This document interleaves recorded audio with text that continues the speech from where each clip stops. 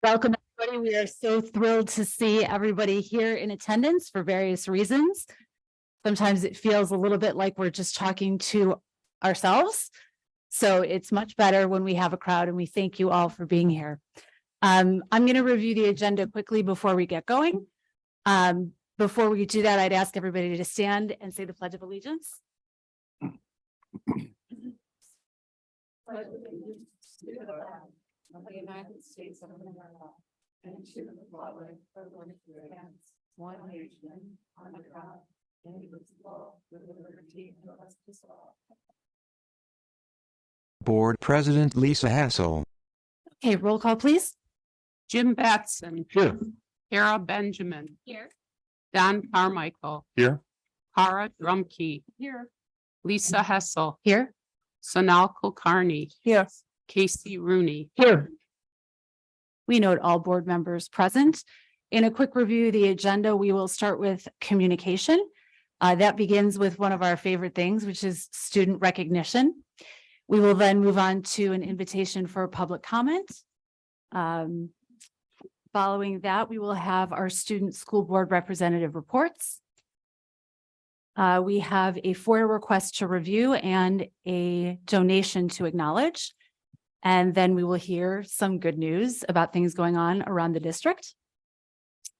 That will lead us to our consent vote agenda. These are items that we routinely review in committee. Is there any board members wishing to remove anything from our consent agenda this evening? No. Nope. Okay, so all of those items will be approved with one motion. For action, we have some individual items. Those coming out of the P&P committee include some renewals, agreements, very important staffing report. And then when we move on to F&F, we have some bid recommendations and replacing some equipment that is at the end of its useful life. In our information section, we will have our superintendent's report, as well as an update on our D128 community ed program. We will share some events that we've attended, some learning that we want to share. Do we have an ISB report this evening? Nothing this evening. Nothing this evening for ISB. Do we have a CEDAL report? Yes. We do. And any other reports that the board wishes to share, we will discuss future agenda items. We will convene in closed session tonight. That's for two things. We will discuss the employment of an employee under Illinois Code 5 ALCS 120/2C1, as well as an item regarding collective negotiations matters under 5 ALCS 120/2C2. When we reconvene in open session, we will be taking a vote. And after that, for the purpose of approving the superintendent's contract. And then after that, we will adjourn. So if we could get started, let's start with student recognition. All right, let's do it. Good evening, everybody. My name is John Gilliam. I'm the principal of Vernon Hills High School. This is Dr. Tom Colentis, principal of Libertyville. We rarely get an opportunity to stand together and share the mic in this way. This is one of the favorite parts of the board meetings when we get to celebrate kids that have done great things.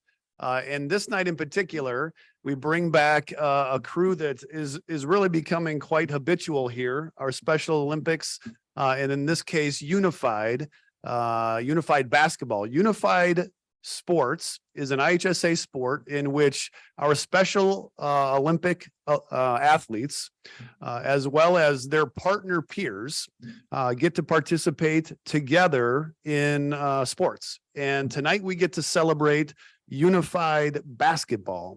So last weekend, our guys competed down in Peoria. Is that where we were?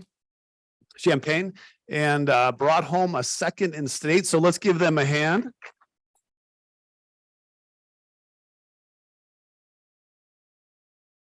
Applause. We're going to bring up Coach Andy Compton to do a little introductions and some more details. Andy, come on up. Coach Compton steps to the lectern. Well, hello. It's good to be back. We're here. That means it was a very successful season. So that's awesome. Thank you for your support. And next year, all of you, I expect you at a game. So good. But this year, awesome stuff. These guys went undefeated until the third quarter of the championship game. And we couldn't buy a bucket. But oh man, did we compete till the end. I mean, they gave everything they had until the very end. Even had a young man here who broke a bone in his foot who wanted to play so badly, and we needed him so badly, but unfortunately he just couldn't do it that day, but we could have used him. But again, they gave everything they had to the end. Again, we were undefeated until we got to that point, had a tough semifinal game. We were ready for it, but Bradley Bourbonnais was just a little bit too much for us. But again, I'm super proud of these guys. And I just like to recognize those guys that are here today. A lot of guys aren't here today because they're on other sports, but these guys deserve everything and more. First of all, let's go with David Dubois, who's right here. Applause while students receive certificates. Eric Eitel, Applause while students receive certificates. Javi Granados, Applause while students receive certificates. Zach Henderson, Applause while students receive certificates. Brendan Larson, Applause while students receive certificates.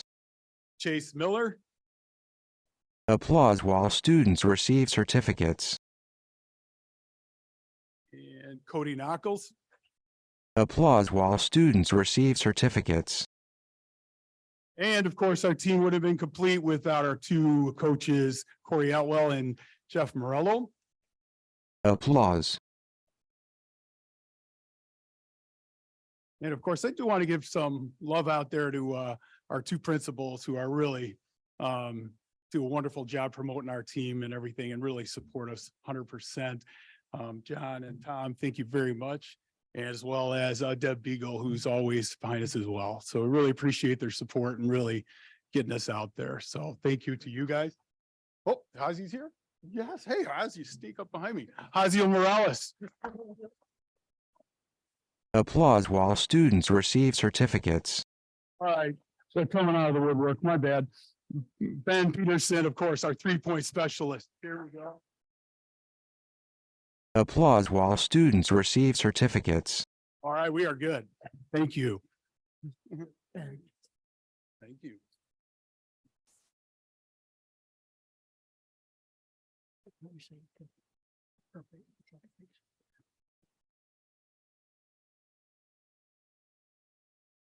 Students take pictures with administrators and school board members.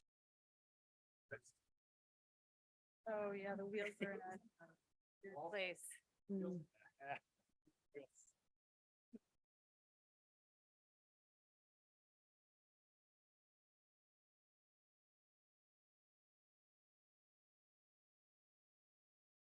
Students take pictures with administrators and school board members.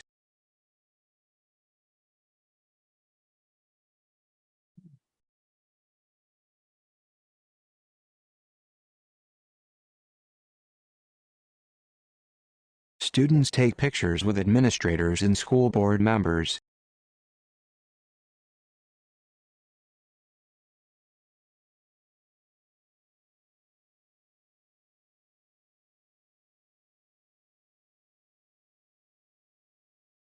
Board President Lisa Hassel. We are really proud of that unified team because of what it represents. Yes, it's really nice to win, but that unified team represents something much more than winning. It represents inclusion and all the best things that the Daring Mission represents. So thank you all for being here to congratulate that very special team.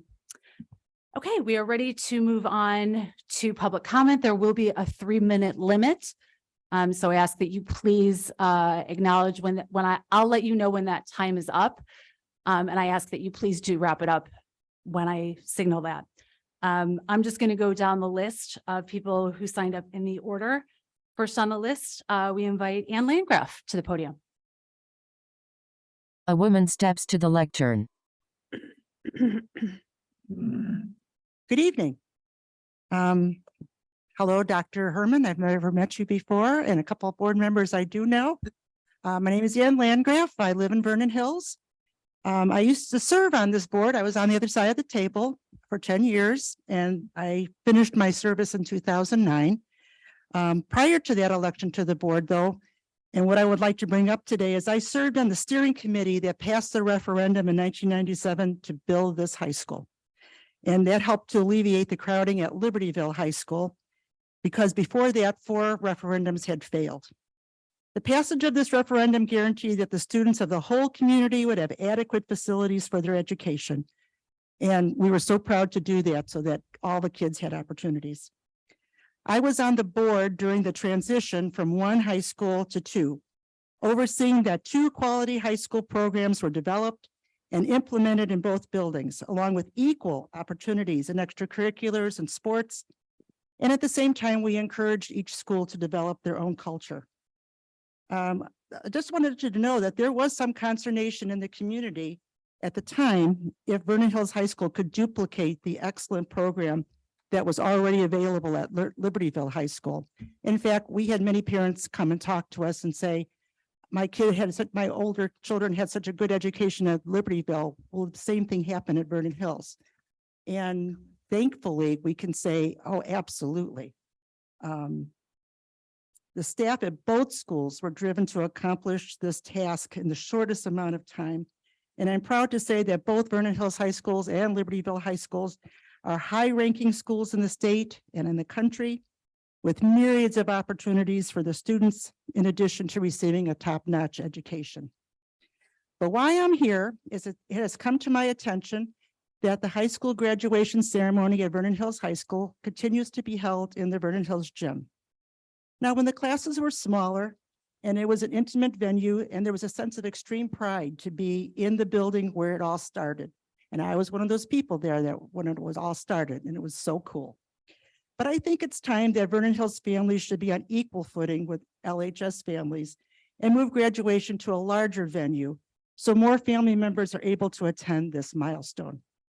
Having attended many district graduations of my own children, and then as my 10 years as a board member, I know that graduations are an occasion to be celebrated and to be shared. I will have 3 granddaughters graduating from Vernon Hills High School in the future, and I hope to be there. But if the graduation ceremony continues to be held in the gym, I will not be able to attend.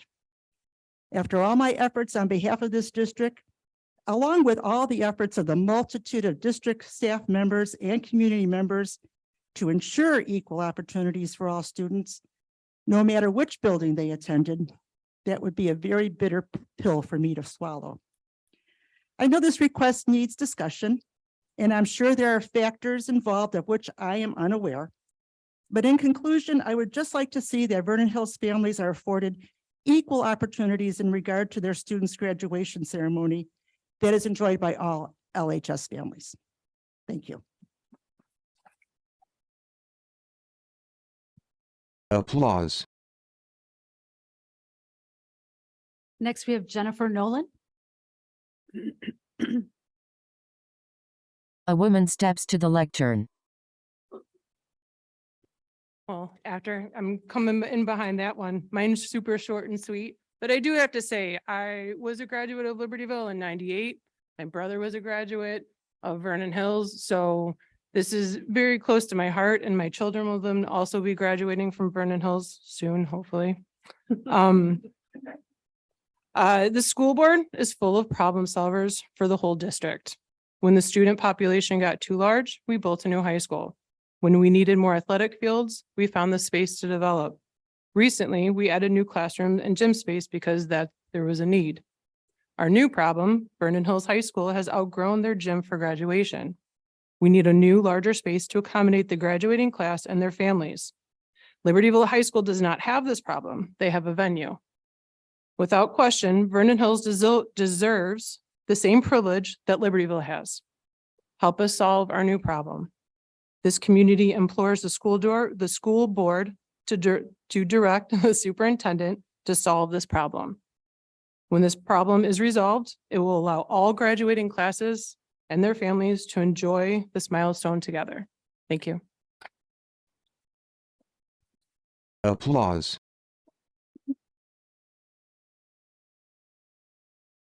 Next, we have Akshaya Kara Digadu. A student steps to the lectern. Hello. Hello, my name is Akshaya Kardigatu, and I'm a sophomore at Vernon Hills High School. Me and my family have been proud residents of Vernon Hills for the past 5 years. Today, I'm here to talk about an event that is very special for me. It's the yearly Teachers Appreciation Day, also called Guru Vandana, an event HSS has been celebrating for over 16 years across the nation. During this event, we as students invite our teachers and pay our respect to them by uniquely celebrating the student-teacher relationship. For me, this has instilled the importance and the role of teachers in our life and appreciate their sacrifice and service to shape the future. The Guru Vandana program provides a platform for students to honor their teachers for imparting knowledge and wisdom to them. Students seek blessings from their teachers and honor them in a true Indian tradition. During this event, each student will honor their respective teachers, followed by a cultural performance, fun activities, and food. In Lake County, we have honored more than 100 teachers and principals in the last 3 years and across 6 school districts and more than 15 elementary, middle, and high schools. More than 150 Hindu families have attended this celebration. Last year, across the nation, Guru Vandana events were held in 23 states, 71 cities, and 62 districts, with more than 7,600 participations. On behalf of the HSS Buffalo Grove chapter, it is my pleasure to invite you and your family to grace the Teachers Appreciation Day celebrations as our guest of honor. The event is scheduled on Sunday, May 7th from 3 p.m. to 5:30 p.m. at Community Arts Center, Buffalo Grove, Illinois. We have already sent the email to you, so please respond to it. Here's a physical copy of the event.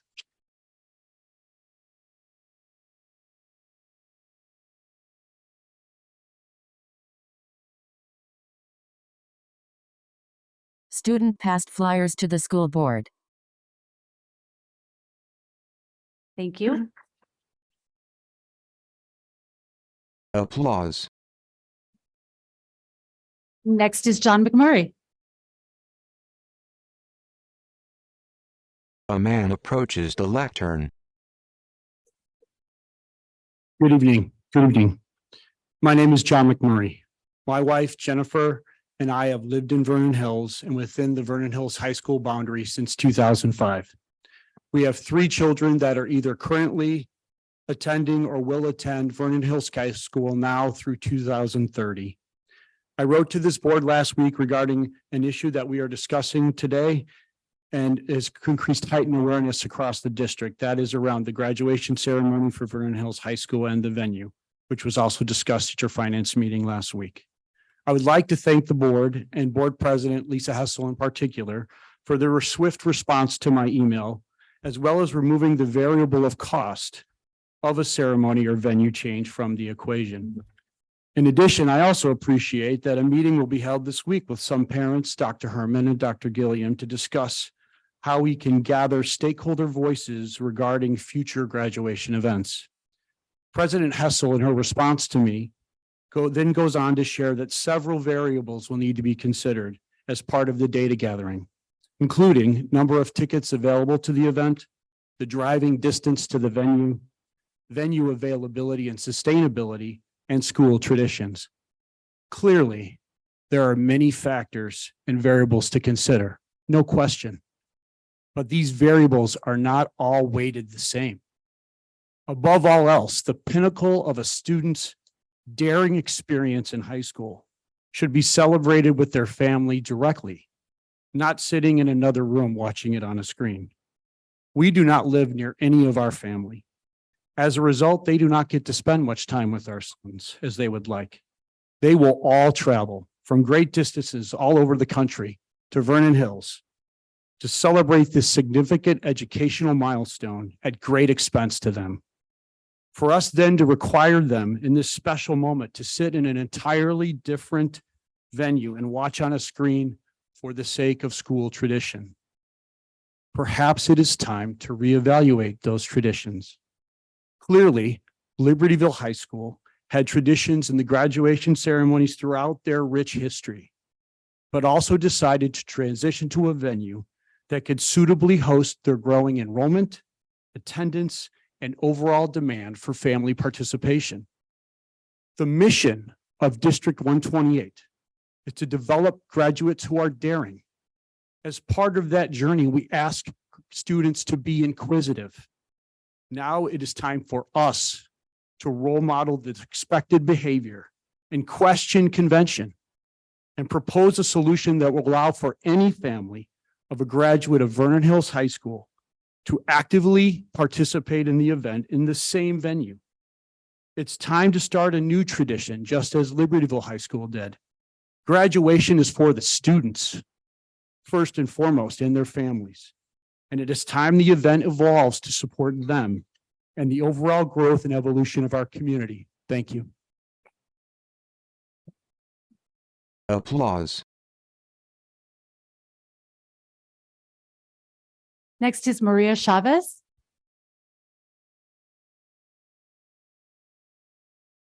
A woman steps to the lectern. Hello, everyone. Good evening. Those were very eloquent speeches, not unlike mine. Very simple, from a basic parent. Oh, you can't hear me? Oh, okay. See, I'm not used to this. This is my very first time here, so nice meeting you, meeting the board. Thank you for the opportunity. I will just start very simple. I mean, I have two boys. One already graduated. The other one is a junior. I'm sorry.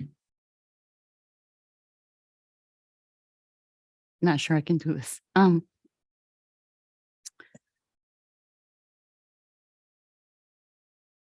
As a Latino immigrant, different to the previous speech, we do have our families very, very tight and close. They are not extended family. They are immediate family. They're a support system. I have my mom, my dad, my sister. Last year, I had to make decisions. We only had 4 tickets, so I had to tell my mom and dad, you guys get to choose which of you is going to go. The other one gets to see them on a screen. That is okay if that's the rule. We follow the rules. What was not okay is when we went out and find out that, oh, other high schools get other venues and get to have unlimited tickets and be able to have their families there. That was not good. It didn't feel right.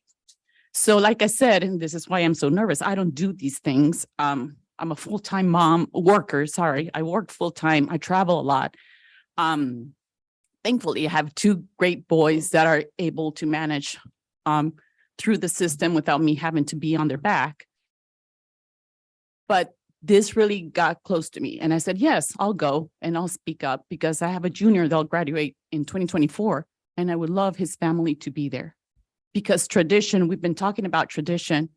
Tradition shouldn't be about a building. It should be about emotions and feelings and being able to have your family with you celebrating such a big milestone. The building is where it began, yeah, but it evolves. We tell our kids to be daring. That means about being evolving, resilient, adapting to the new realities. Part of the new realities is we're growing. This is an amazing community. We've always felt included in part of it since we moved here 13, 14 years ago. I didn't even remember. And that's what's so great about it. And people keep moving here. I don't know if the number of kids is going to increase or not, or it may go up and down. Maybe we can be flexible about it. When it's small enough, we can do it in the gym. It's not about the location. It's about having the ability to celebrate with those that are close to you and that were part of your growth and development. That is what I had to say. Thank you very much. Applause. Next is Gwen Jansen. A woman steps to the lectern. Hi, good evening. Thank you to the board and to the administrators and really to all the stakeholders here tonight. I know a lot is being discussed at the meetings and within the wider community about issues of equity. There are clearly strong feelings and even a fair amount of frustration. I've heard union representatives express frustration over shape-shifting expectations for scheduling of final exams. Last week, we heard foreign language teachers express frustration over losing an instructional tool that they valued without being offered a workable replacement. I have expressed and heard others express frustration over the sudden loss of the athletic awards at VHHS last year. I've heard frustrations regarding graduation venues, as we've all heard, and equitable access for families. I've heard frustration over inconsistent grading standards and policies. I myself have expressed frustration about the fact that my VHHS students are not being given the same course enrollment opportunities as their grade level peers at LHS. We hear responses like equity doesn't always mean equal, or that's a building or teacher preference. But how are preferences being determined? How are we deciding which things needn't be equal to be equitable? What data is driving the decisions being made? If it's not data, then what is it? Are the decisions being made based on opinions, on feelings? Without clearly articulated explanation of what's driving decision-making on issues that I mentioned and similar concerns, is it any wonder that there's frustration from stakeholder groups? From your vantage point in the balcony, I hope that you can direct the creation of a clear, consistent, data-driven, and transparent framework so that our educators feel supported and valued, and to ensure our students and families are given equal access to opportunities for success within our schools and beyond. Thank you. Applause.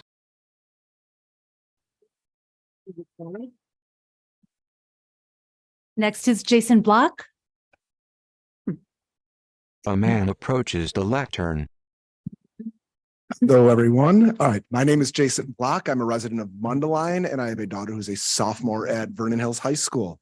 Thank you so much, board, for allowing me the opportunity to speak this evening. I just had a few quick thoughts to share with the board regarding the inequity that exists in our district when it comes to graduation. And I swear when I wrote these, I thought they were original, and now they seem a little less than that now, but I'll proceed. All right. As a Vernon Hills High School parent, I would hate to ever see a situation where a student couldn't have their entire family present to see them graduate from high school.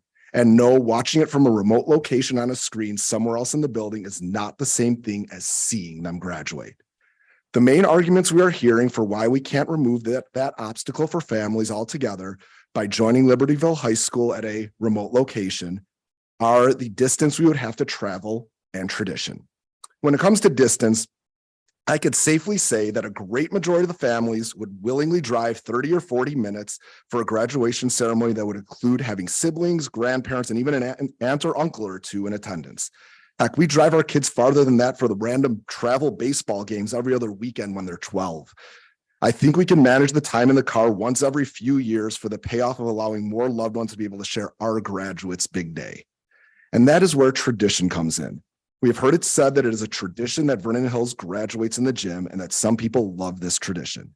You know what a greater, longer standing tradition than that is? Having family there for milestone events in our lives.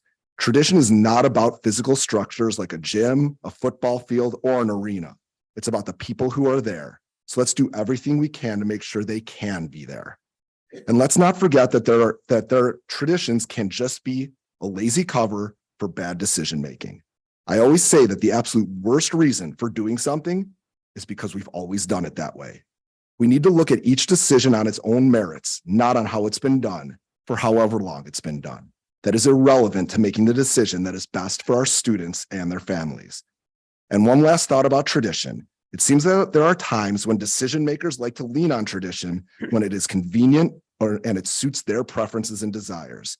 Traditions matter when they want to keep graduation in our gym. but it doesn't matter as much when it comes to, for example, giving our student athletes varsity letters, a tradition VHHS administration decided to get rid of recently. There were no community surveys done, no public meetings held. They just decided to do away with that tradition for their own reasons, despite Libertyville continuing it to this day. Sure, that's a really small tradition, but we can't say that traditions are all important when one was so quickly discarded. This is not to say that graduating at an off-campus location is a perfect solution. I know it's not. There are definitely some drawbacks to it. I just think that there's a reason Libertyville graduates at Now Arena, because they know that family trumps all, even convenience and tradition. Applause. Robin Cleek, A woman steps to the lectern. Good evening. Robin Cleek. I have a senior and a sophomore at the high school and a seventh grader who will be here in a couple years. And my disclaimer that I have to state, sorry, is that I'm speaking on behalf of myself as a parent tonight and not on behalf of the board of 73. Okay, that's out of the way. Most people already took what I was going to say, so I'm going to be really brief and say that I'm also here to speak about the graduation venue. I echo what people have said before me. But two things I wanted to touch on were, one, I can't speak for everybody else, but I was not looking, despite the fact that I do have a current senior, I was not looking for the venue to be changed for this year. I do understand how these decisions work. I understand how budgets work and how that process aligns. And I know that this year is most likely a done deal barring some miracle. So that would just be moving forward. And then the other thing I wanted to touch on is I, of course, understand that decisions that you guys make rarely, if ever, please everybody. So I just wanted to note that the lack of dissenting voices on this issue in the community was sort of very noticeable to me. Not only did we have no trouble garnering a lot of signatures on the petition that West Poland will present in a little bit, but that was quickly done in 6 days with nothing more than a social media outreach. But the threads that occurred on social media did not have their usual back and forth of like 8,000 different opinions and perspectives and arguments and all that. And I do think that's worth noting, simply because we can never get all stakeholders to offer their input. But certainly people either probably are quiet because maybe they don't have a dog in the hunt anymore, but certainly nobody seems to think that this is something that is just horrible to change. So for whatever that's worth. And like I said, I don't want to be redundant, so I will end there. But thank you so much for your time and thank you so much for your service to the community. Applause. next is Michael Schenk. A man approaches the lectern. Good evening, everyone. I was actually not planning to speak tonight, but I wrote my name just in case. But I decided I think I will. There's one word that kind of is the common thread here, and it's family. And it's how we support our families. It takes a lot to raise a child, as we all know. Most of us, I'm sure, know. And we can't do it alone. We do it with our family. We do it with our friends. And one reason my wife, we've lived here 20 years now. We have 3 kids. Recently, some events happened that really made me appreciate family and friends and the support that they can give when times are tough and times in celebration. And to only potentially give 4 tickets to see your student graduate, that hurts the family, because there's many people in this room that have more than 4 tickets that helped them raise their child. I truly think that's the word that should motivate your decisions. Mr. McMurray talked about variables that need to be overcome. There's no doubt about it. But I implore you to use family to motivate yourself to find every way through those variables to hopefully solve I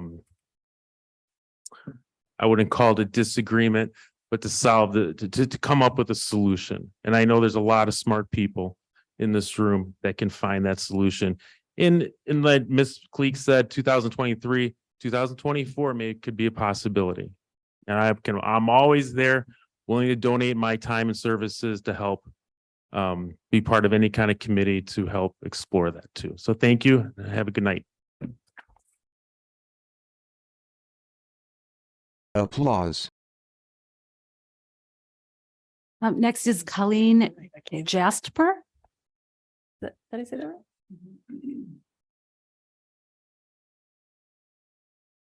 A student steps to the lectern. Hi.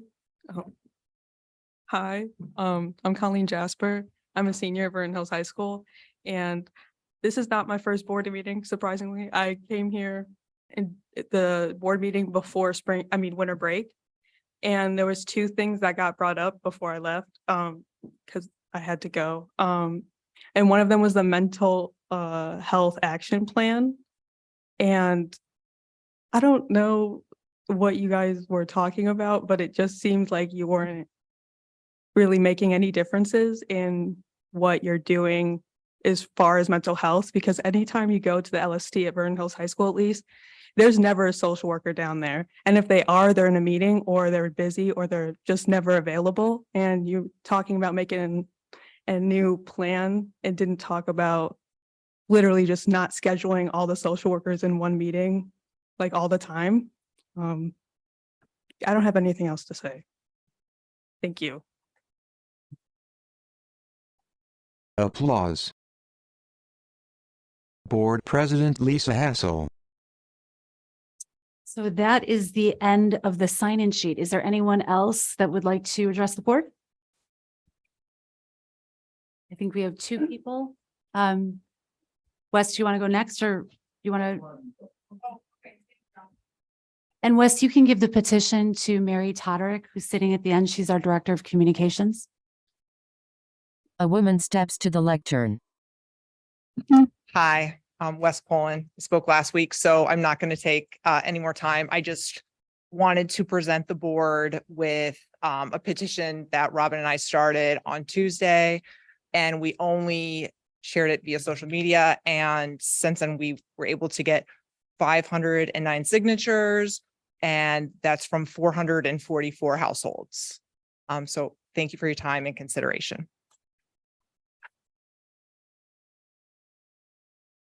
Applause. Say your name when you get to the podium.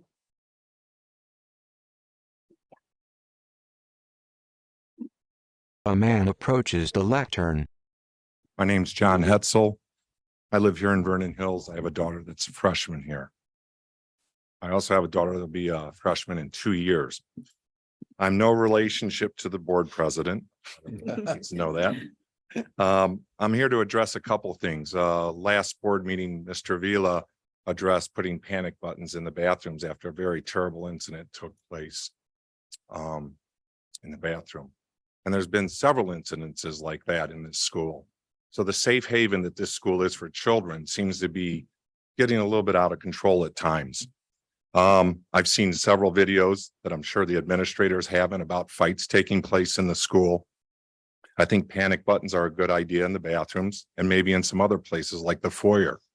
The third day of school here, my daughter is a freshman, was sitting at a table, and another girl came up to a girl at the other table and threatened her and said she wanted to fight her. The girl said, "I'm in sports. I don't even know what you're doing." The girl turned around, took off her hoop earrings, her eyelashes, and her shoes, put her hair in a ponytail and started throwing haymakers. Now, I've seen plenty of videos. The one in the bathroom was terrible. I think we need to address what might be causing some of this, because there's been a lot of fights, and I know that there's been several kids expelled as well. So why is this happening? Well, myself and several other parents think that there's a bigger problem going on. You're overwhelming the kids right now with the social ideology. We even heard it from Ms. Hessel today. The word inclusion, cultural appropriation, all of these things seem to be permeating the daily grind. You even see it in the newsletters. It's everywhere. But here's the problem. These kids are smart. They've grown up in multi-ethnic, multicultural multiracial society since they were 0 to 14, 18 years old now. When I look at the board, I don't see that diversity as much. But I do know that the kids are very diverse and they know we not giving them credit, or the school and the administrators are not giving them credit for knowing that who's gay, who's black or whatever. They all know and they're all their friends. That, you know, we had the turnabout dance, which probably the most inclusive word you can use, but that dance was changed to winter dance. But we had 17 kids at our house.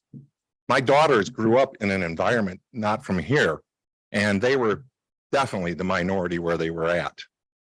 And, you know, they never understood racism and some of the things that are going on at this level that's being, you know, overwhelming them every day. So what's happening is we feel that there's fostering resentment, divisiveness, and entitlement now among the kids, which is creating some of these problems that you're seeing.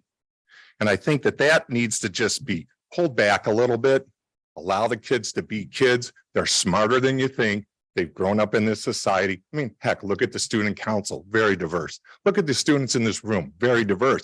But now you got teachers and the administrators and the board overwhelming the kids with this stuff. And they're saying, what the heck?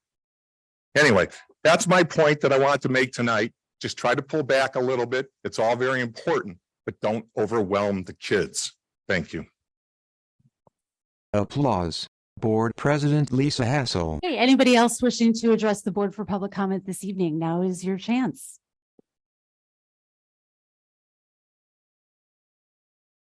A man approaches the lectern. I was just looking at everybody.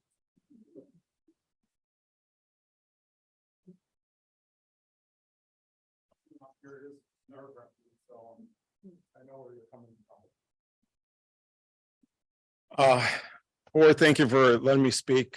Socrates Vela. I'm very impressed that this topic of expanding graduation has drawn so many parents. And you have parents basically saying the same message. I'm pretty sure right now, if you had a magic wand, you'd probably wave it and make it happen. Probably one of the biggest obstacles that's going to prevent you, board, from making all these people happy is probably money. So good luck finding the money for this type of venue. I'm pretty sure it's going to be very expensive. I'd like to say thank you to the principals, especially Dr. Gilliam. I don't know if I'm pronouncing your name correctly, but I think a lot of people don't realize that there's only so much they can do. And I think, well, he is the face, for Vernon Hills High School, Colentis, correct? I can't speak for you since you're in another building, but I think the principals try to do their best to try to smooth out all the edges. And I always remind Dr. Gillum to stay in his lane. And I've noticed a lot of these educators and administrators, they just don't seem to know when to stay in their lane. I think they're just problem solvers and they just want to fix everything. So I just wanted to make sure that people recognize that these principals, a lot of times their hands are tied behind their backs, but they're doing their best. So I just want to say thank you, because there's been some good things that have happened here, right? So good luck. Back to the panic button, as Hetzel brought it up. 2 years ago, I challenged Dr. Herman, Dr. Gilliam on this. Sadly, that incident happened, I don't know, a couple months ago. That's the first thing that came to mind. This kid probably would have been able to rush to that button.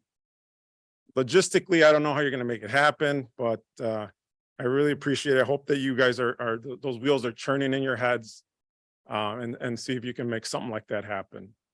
So on that note, I have nothing else, but thank you for your time.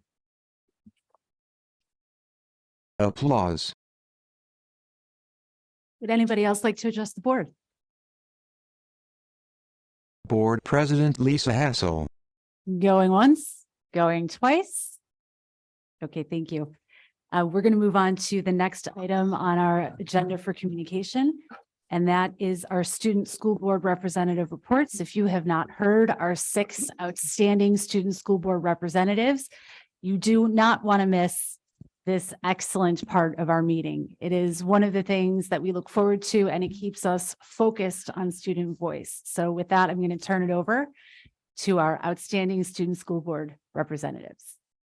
Hi, I'm Fatima Manshawi and I'm an LHS student rep and I'll start off the reports tonight. It's a pleasure to be here.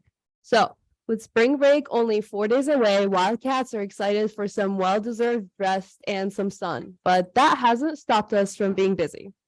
Last week, we had our annual activities fair and Sarah's not here tonight, she has a lacrosse game, but we were invited to speak to the incoming freshmen about involvement and some of the LHS core values like Green Dot. The main gym was full of tables with various clubs and sports ready to recruit 8th graders to join. I personally ran the Interact club, like the volunteering club table, and we got so many signups. It was definitely a full circle moment being there with the 8th graders, and I was there at one point too. So it was cool.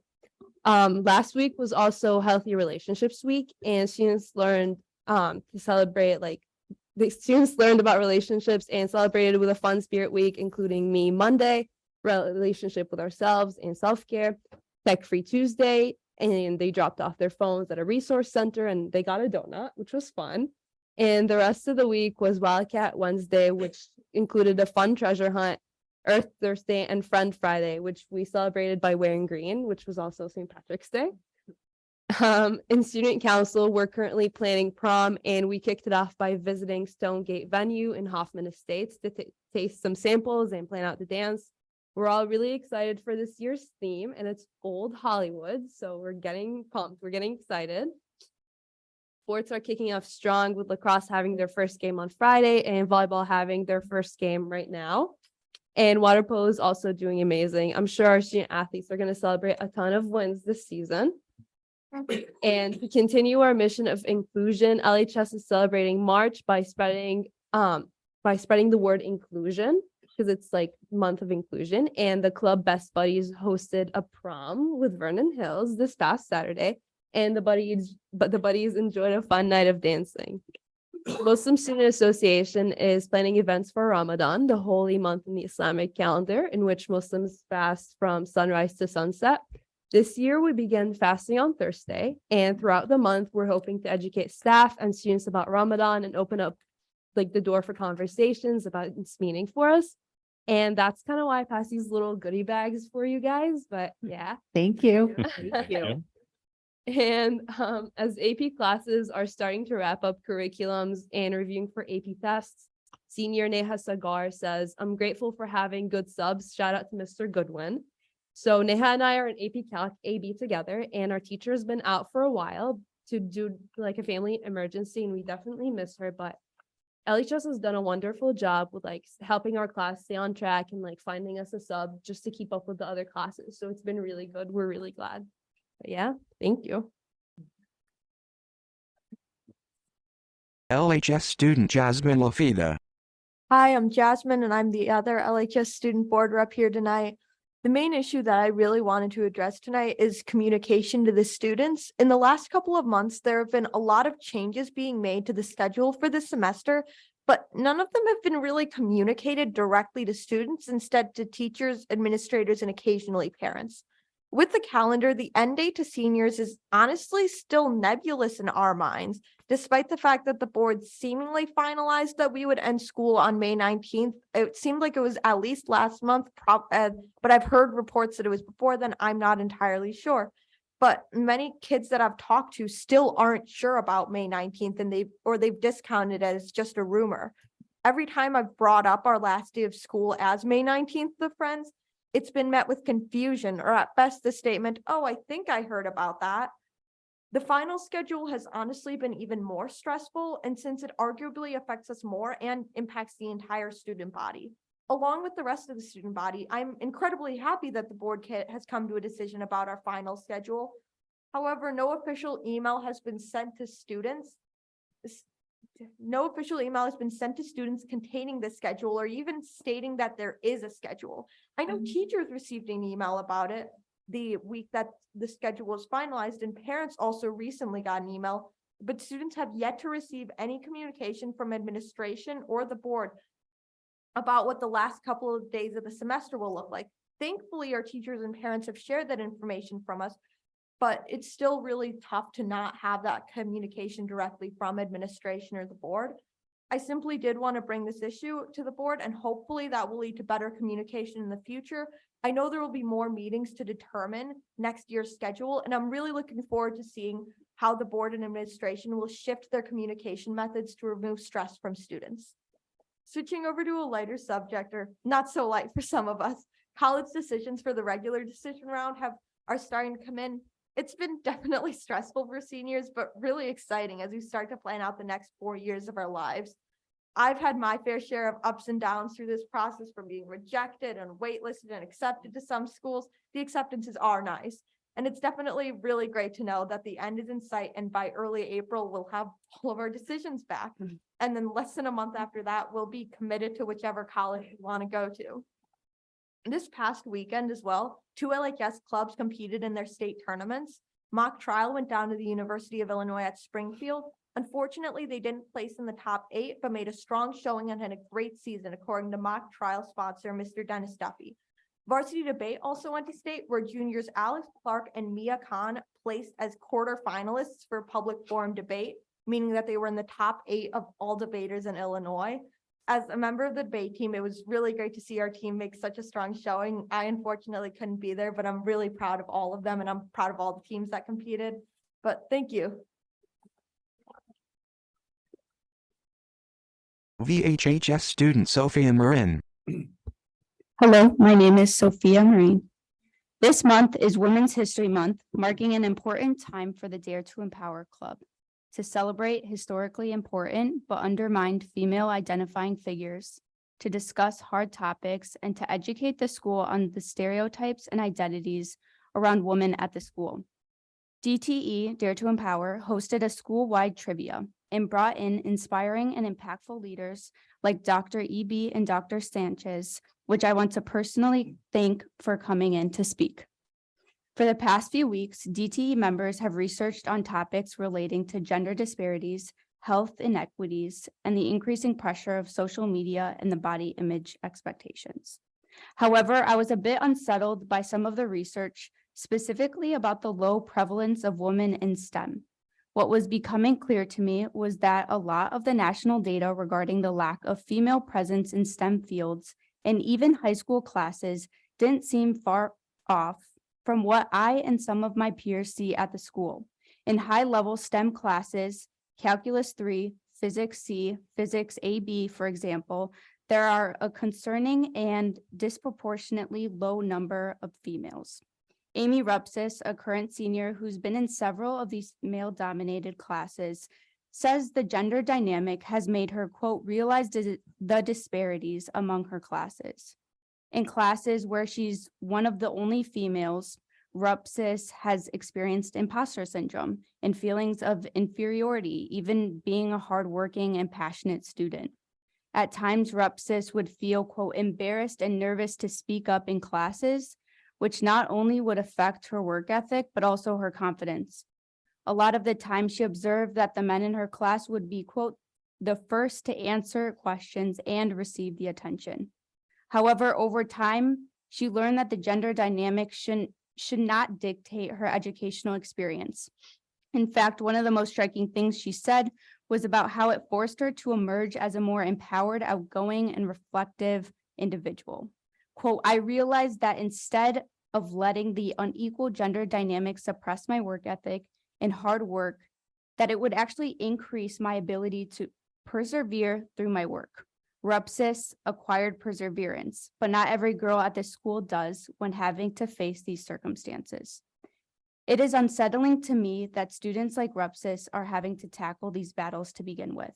It's unsettling to me that there aren't that many females enrolling in these classes, and that the few women who are having to navigate a rigorous course curriculum while at the same time feeling like an imposter. Perhaps it's because historically STEM has been a male-dominated field, and it's been molded by a lot of male figures. Perhaps it's because girls at our school haven't had female role models to tell them they could do anything they wanted from an early age. Perhaps it's because of the gender gap that already exists, and it acts as a further deterrence and invisible barrier. Regardless, this is not how it has to be in the future. In fact, I think there are several things we can do now to inspire more young females to enroll in more male-dominated classes, like weightlifting and autos. RUPSIS's hope is that younger girls entering high school will, quote, seriously consider taking high-level courses, regardless of the demographics and dynamics present within the system today, and that the current dynamic that exists changes. RUPSIS is unsettled by the fact that we have an environment in which males are dominating a lot of high-level courses because it's fostering a society in which she thinks, quote, men are more likely to become leaders and people of power throughout the workforce. I think it is essential and even necessary for the school to host more workshops that will, one, encourage women to take more STEM classes at our high school, and two, allow female identifying students to challenge the idea that male-dominated classes have to be that way in the future. This month has offered a lot of students excitement, stress, and suspense. Firstly, CrossFit just recently wrapped up their 3-week-long CrossFit Open Global Competition. Shreya Mohan was one of just 6 students who participated in the challenging but unique workouts. Overall, she said the experience was really enjoyable getting to work out with everyone else because, quote, we were all supporting each other. Secondly, already seniors are amidst intense discussions about prom groups, dates, after parties, and prom dresses. I can feel the stress of some people trying to figure out what group they're going with, who's invited where, and prom dress shopping excursions. I would have thought buying a prom dress now would be really early, but I guess students have been starting to buy their prom dresses as early as August. Senior Grace Kepke says that despite the process being a bit stressful, there still is a lot of excitement. The sports world at VHHS is a thriving and bustling world. Track and field came home as indoor champions of the CSL, decorated with many first place wins and medals. Being there myself and being part of the victory felt good after months of hard work. Spring season is now in full swing. Girls soccer just started, but Corey Smith, a first-year varsity soccer coach, has big plans for his soccer team. After having just one game, he says he's excited to watch all the different personalities of the team come together to create chemistry and to see their soccer identity forming as both free-spirited, serious, intense, competitive, and a tight-knit community team. Spring break is right at our fingertips, less than a week away. Yet 4 more days of tests and quizzes and sports competitions feel like a lot. Sophomore Anya Gupta says she's thrilled to finally have a break away from the stress of homework and school. Others, like Jaya Connor, are excited to be traveling, exploring Barcelona, and most importantly, escaping the cold, rain, and snow of Illinois. After months of hard work in their classes, clubs, sports, fine art commitments, students deserve this break.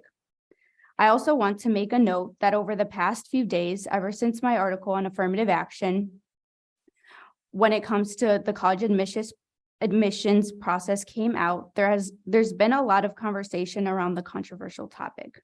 My intention with it was to shed light on my views and the views of people who disagree with me. It spurred a lot of emotions, both positive and negative. However, I think it's revealing the underlying divide that already existed on this issue.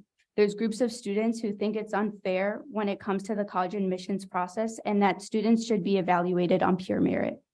Another group of students think that it's an important step to equity and that it's a way to address the resource and funding gaps that minority communities may have in comparison to white communities. But still, I'm seeing a very clear line of disagreement forming, and it's leaving me a bit unsettled. Personally, I think students need to be further educated on this issue. My article brought in a combination of different perspectives, those that aligned with mine and didn't.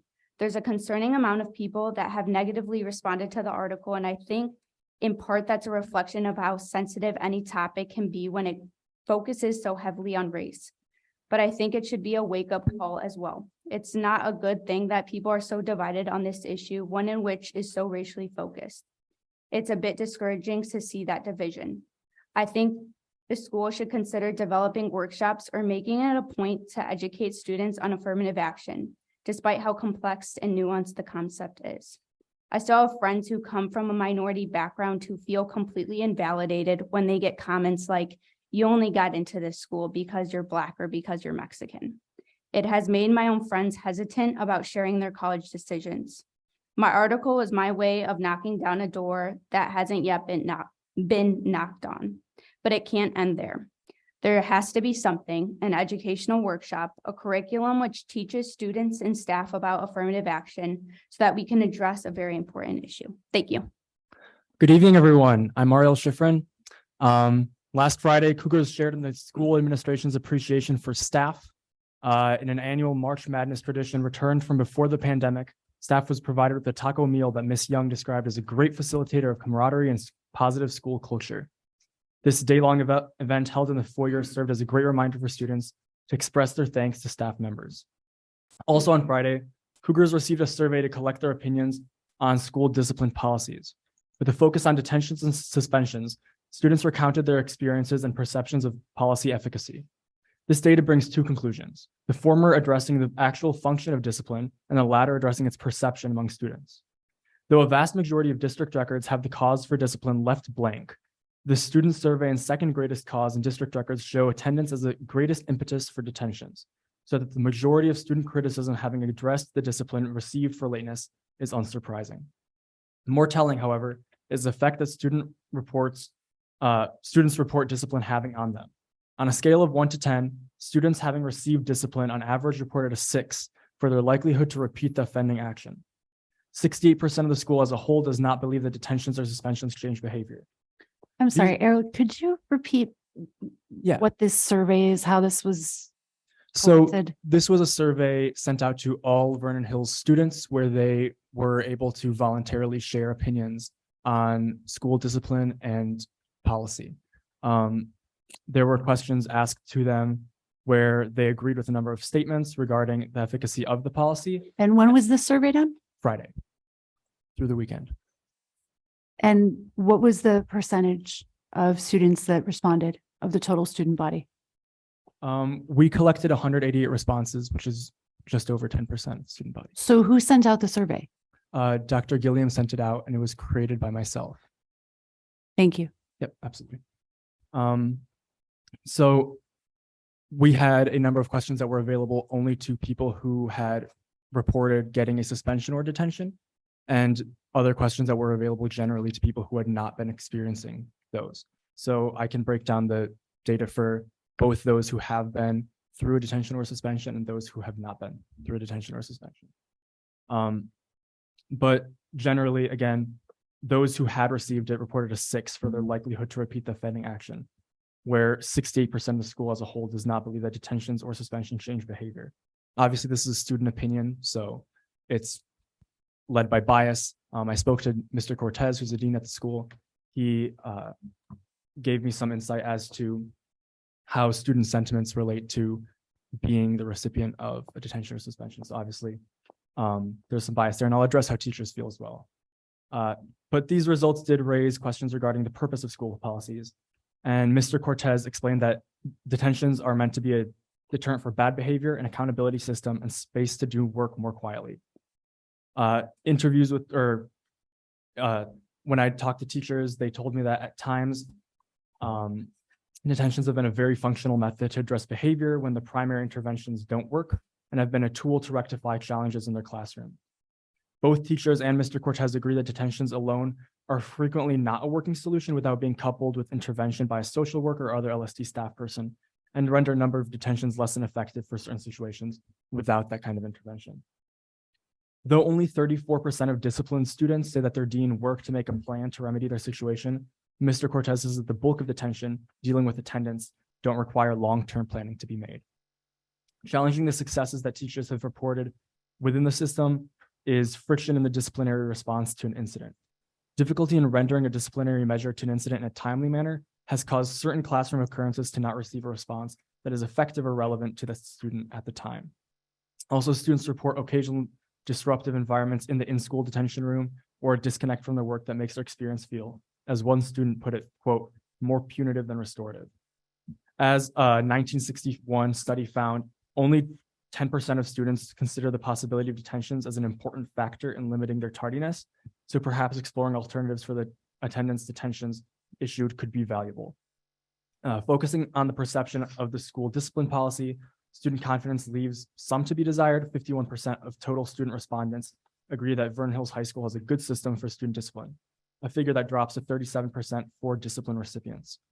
A large part of this issue is based on a disconnect of understanding between students and the LST. Though Mr. Cortez explains that the LST system is automated to not issue detentions for first-time attendance offenders, or not offenders, offenses rather. Some students believe that their detentions were received after a single violation. So clearly, the perception issue stems, at least in some part, from just a lack of understanding of how the policies are enacted. More often, however, students feel as though detentions are ineffective or don't adequately address concerns of interpersonal disrespect. Overall, though, the disciplinary system in place offers a means for teachers and LSTs to address concerns at school with some success, although student confidence in its efficacy is not high. I'd also like to thank Dr. Ellis Bowen for providing me with district data and Mr. Cortez for his time, and extend my appreciation to both of them for their contribution to my report. And finally, I'd like to share the widespread student appreciation for culturally conscious education. Creating avenues for students to learn about perspectives that historically have been less visible is essential to modern education and a well-exercised and empathetic response. The efforts made and continued are felt and wanted. Thank you. VHHS student Hari June. Hello, my name is Hari Jun, and I am a Vernon Hills student representative. The month of March has been a lucky one for the Cougars. On March 4th, choir had solo and ensemble, and all students were in an ensemble performance. Each ensemble group was led by one student, typically upperclassmen, and it was student taught since January. As a member of the choir, the day of the performance was very fulfilling because I was able to see all the hard work that went into learning the songs and performing them for a judge to pay off. For students that were in concert choir honors, they performed a solo song as well. March 6th marked the start of World Languages Week, and appropriately on March 9th, all students were able to visit and learn from the passion projects by students in AP World Languages. Junior Maddie Wayne in AP Spanish noted how she really enjoyed being able to choose a topic to research, being granted the freedom to explore whatever she wanted, since that opportunity wasn't granted often. She also added how she had more enthusiasm/motivation for this project than she usually did for others because she was genuinely interested in what she was researching and didn't feel constrained by any guidelines. A common opinion of many students who were interviewed was that they want more open-ended projects in the future to spark motivation and genuine curiosity. On March 6th, ELS was able to share their talents through 2 performances in the auditorium. Mr. Little, who is an instructor in the program, explained how this performance provided students with special needs the same opportunities that neurotypical students have to prepare, rehearse, anticipate, and experience the rush of performing a show. This performance warmed the hearts of many that watched and gave students the students with special needs the opportunity to shine on stage. On March 14th, students celebrated Pi Day through activities in the foyer during lunch periods, having the opportunity to vote for a math teacher to be pied by our very own Dr. G. Since this Pi Day was the first that seniors experienced, there was a lot of excitement and curiosity regarding the activities in the foyer, and of course about who was getting pied. Among math classes, there were celebrations that consisted of snacks that students brought, and of course pie, which was certainly devoured. This day created a sense of new excitement and community in Vernon Hills. On Friday, March 17th, Vernon Hills a cappella, love notes, and voicemail went on a field trip to elementary schools in the district. Sharing music and a little high school spirit along with wisdom, students were able to spark curiosity in music education and music classes offered at Vernon Hills in elementary schoolers. Best Buddies was able to get their groove on Saturday, March 18th. Their prom theme was Through the Decades, and students showed up in very fun outfits.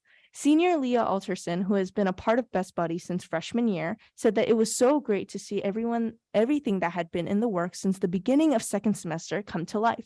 Since students from other schools were invited as well, including Libertyville High School, Alterson noted how it was important to take into account what they would also like to experience from prom. Everyone had a great time, and the presence of the balloon artist was very much appreciated among the students.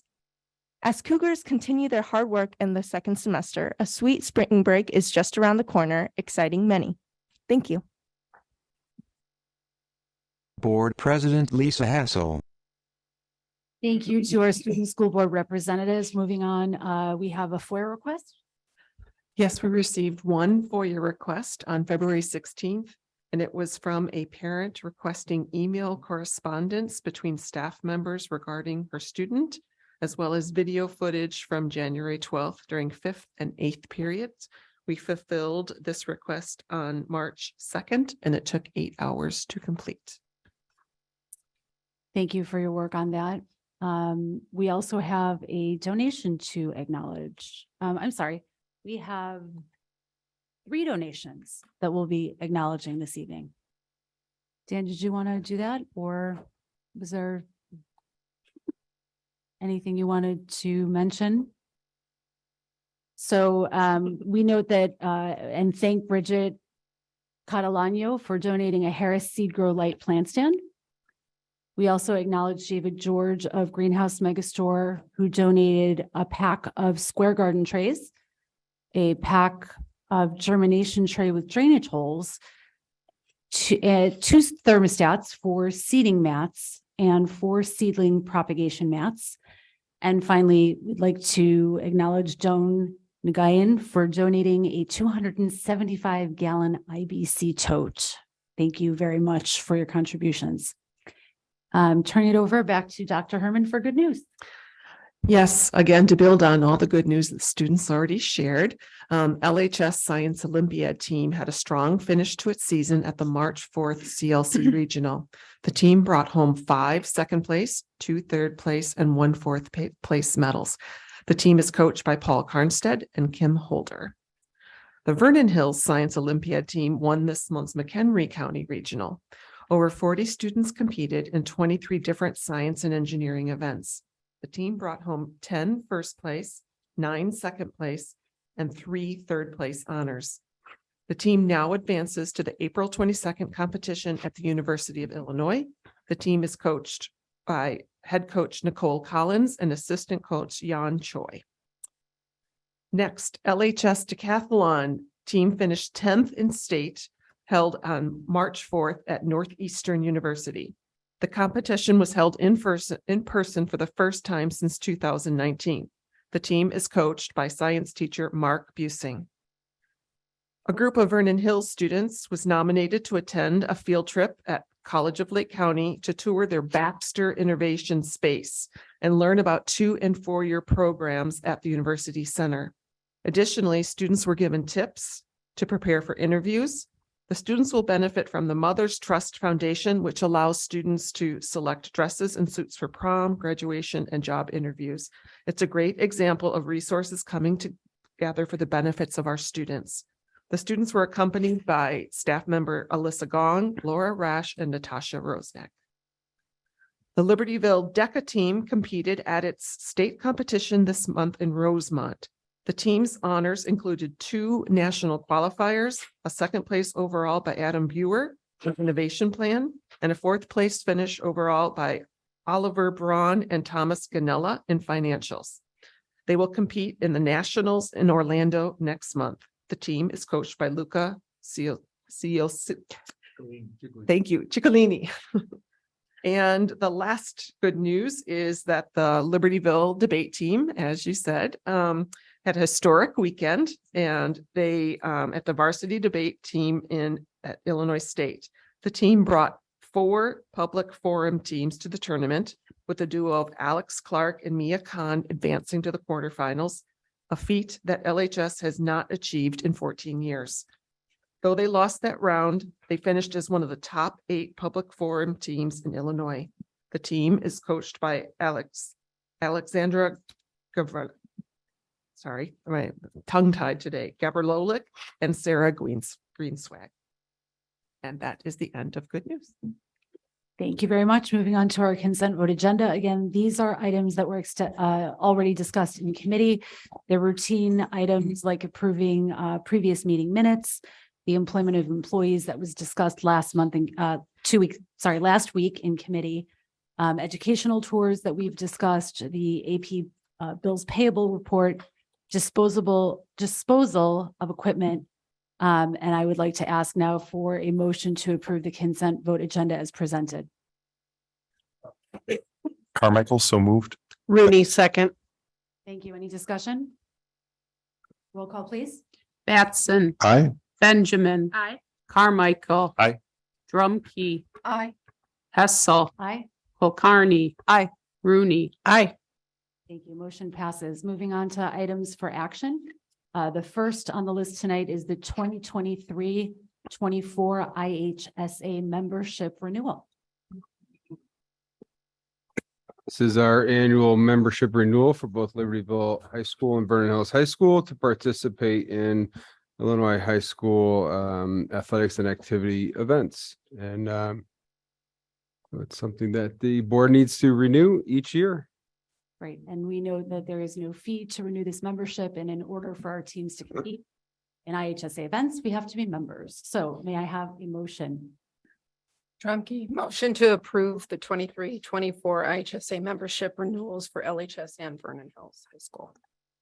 Benjamin, second. Thank you. Any discussion? Okay, roll call, please.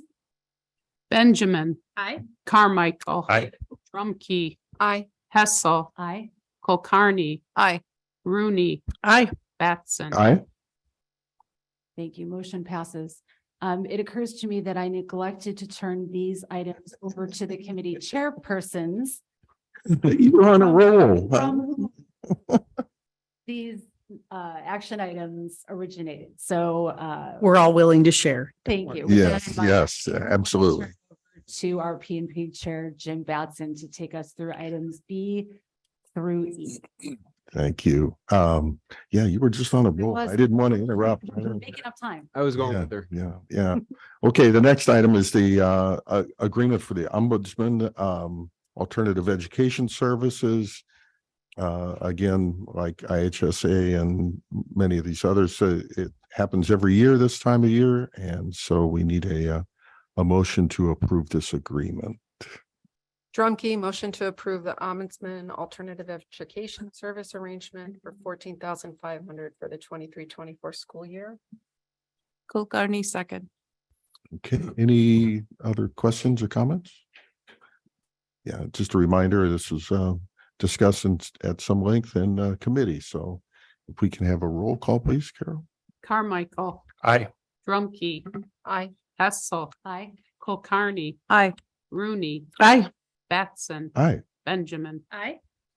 Okay, motion passes. Next on the agenda is the annual certified staffing report. Again, this happens each year about this time. Brian, do you want to give a brief background? Yes. So last week in our program and personnel committee meeting, we discussed this in detail, our staffing report, but I want to give a brief overview of our staffing.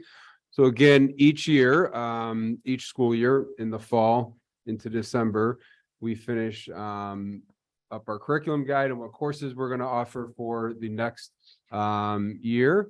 And then in January, we start our course selection for our current 9th through 11th grader. We also have our 8th grade orientation in each building. And then our 8th graders also select their courses. Once course selections are done, and again, they're working with our counselors. So we even have counselors that go meet with our 8th graders, feeder district families. We then compile all that data of what courses they choose. And then we start the process of determining how many sections that we have of each course. So when students sign up, for example, they sign up for geometry, and we have 100+ students sign up for geometry.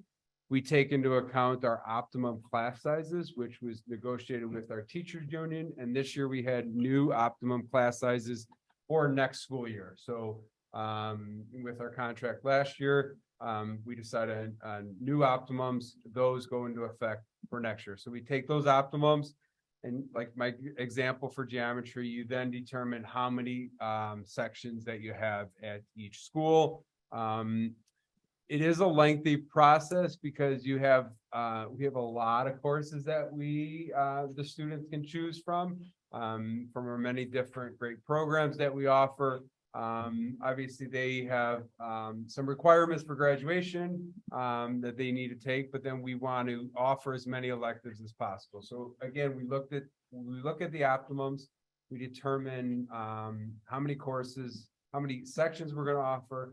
At the same time, we're also looking at whether or not we have enough students to offer, certain courses. So there are times that some of our electives, unfortunately, we don't have the number of students to be able to offer the course. So we, do what we can to try to offer as many courses as possible. Once that is completed really in the schools, again, the administration in the schools, so the assistant principals, the principal, we're working with the department chairs. They're going through all of that. We meet as a group, and as a district, we go through all of those same section numbers. We, have a lot of eyes on it at that point. Again, we're taking into account the students selecting what courses they choose, the optimums. And so we want to adhere to the optimums, and then we determine how many sections that we're going to offer. From the number of sections, then again, the department chairs are working with the assistant principals, the principals on staffing, and the teachers that will be staffing those classes. And teachers, what's called FTE, so full-time equivalent. So again, teachers teach 5 classes, typically 5 classes a semester. And so that's 1.0. So if they taught only 5 classes one semester, not the second semester, it's 0.5. So if you think of 10 classes, that's how you get the breakdown of 1.0 FTE. And so you could have some full-time, a lot of full-time teachers, but then you do have some part-time.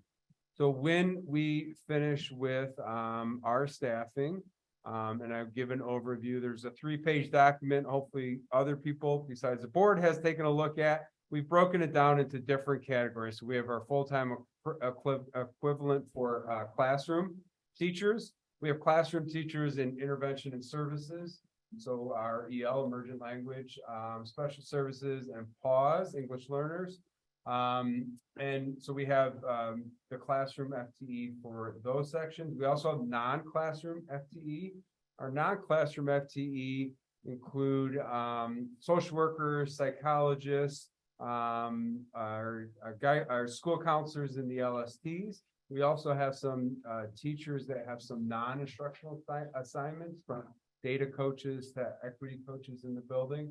And so those are all what we lump them in as non-classroom FTE. Course selection by students may not affect that FTE, but you could have enrollment affecting that FTE with psychologists or social workers. But we're trying to get a big picture of kind of what course selection does, what enrollment does. And when we really look at, if you look at Libertyville High School, with our enrollment gone down by 47 students, the number of courses decreased by 440 classes. Vernon Hills, an enrollment difference of 9, down 9 and down 22 courses. There are increases in both our English learners and our special education services.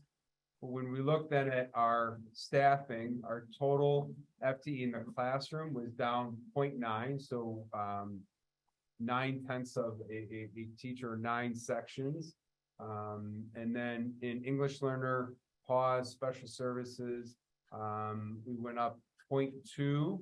And then in our non-classroom FTE, some of the changes, there is an increase in some psychologists in our special services. We also increased social worker in Vernon Hills by 0.4. So we'll have more social work available for our students. And so that non-classroom FTE went up by 1.5. And so across the board, across the district, you're looking at a 0.8 FTE increase for our certified staffing positions. Board Vice President Jim Batson. Thank you. That's the overview of the staff. Yeah, there's so much work that goes into that and so many numbers. We're very grateful for all the effort that goes into that. Can we start with a motion in a second to accept this report? I move to Hessel. I move to approve the annual certified staffing report as presented. Rooney, second. Any further questions or comments from the board? I would just add, in addition to the staffing memo that is part of the board packet in board docs that explains all the data that Mr. Kelly presented, there is also an overview of the annual cycle that I think is very helpful, certainly for me as a non-educator to be reminded of. This process really starts back in November when we approve the curriculum proposals. So this is a great overview of how we get to this point when we have the report. Yeah. Thank you. Any other comments, questions? Okay. Can we have a roll call, please? Drumkey. Aye. Hessel. Aye. Kulkarni. Aye. Batson. Aye. Sorry. Rooney. Aye. Missed you. Benjamin. Aye. Carmichael. Aye. Okay. Got it. Okay, motion passes. Next on the agenda, item D is the annual certified staff employment recommendations. So when we finish with, we finish with staffing, sectioning and staffing, but there are also employment decisions. So there's people that are teachers that are part of the staffing report, and we have to make decisions on our teachers. And if you look, going back to our staffing report, you'll see that again, the overall change of our teachers was 0.8. We do have retirements this year. And so there are teaching openings that are, we will be posting in various subjects. But we still have to make staffing decisions on individuals. And so by law, we need to make decisions on our first, second, third, and fourth year non-tenured teachers. And so there's recommendation to continue to employ the first year teachers, second and third, and also the fourth year, and recommend tenure for them. The other piece of employment that you have to look at by law is for our non-tenured part-time faculty. So by law, all part-time faculty have to be released. Some of them will have opportunities to look at some jobs depending on, again, where those openings are in their department. But by law, you have to release them every year. This year doesn't count toward any of their tenure, so you have to be full-time to count toward tenure. But we've had individual conversations with them, but you will have to, vote on this, and then they get official documentation. So that's the part-time piece. There's also honorable dismissal of full-time faculty. And this year there were 2 full-time faculty. They were covering a year-long leave of absence. And by law, again, we need to, they know they were covering a year-long leave of absence, but we do need to honorably dismiss them. And again, they've had individual conversations coming into this year, coming up to this point, and then they'll get official documentation for it. So our recommendation to accept these employment recommendations. Okay, can we have a motion for this recommendation? Drumkey, motion to approve the annual certified staff employment recommendations as presented. Kulkarni, second. Okay, any comments or questions from the board? Congratulations to the tenured faculty that received tenure this year. That's good news. Can we have a roll call, please? Hessel. Aye. Kulkarni. Aye. Rooney. Aye. Batson. Aye. Benjamin. Aye. Carmichael. Aye. Drumkey. Aye. Okay, motion passes. And lastly, on the program and personnel is item E, and this is a few employment of employees that have arrived since our committee meeting. Yeah, although we had a committee meeting last week, we're always hiring and moving. So we are, I want to point out a couple of things on this one I really want to highlight. So you could see that we are making a recommendation to hire, I think, 2 important people. The first one, hold on, let me report up here. So our first one is for a CT department chair to replace Deb Pelham at Libertyville High School, who is retiring at the end of this year. And so we are recommending Eric Lasky. Eric comes from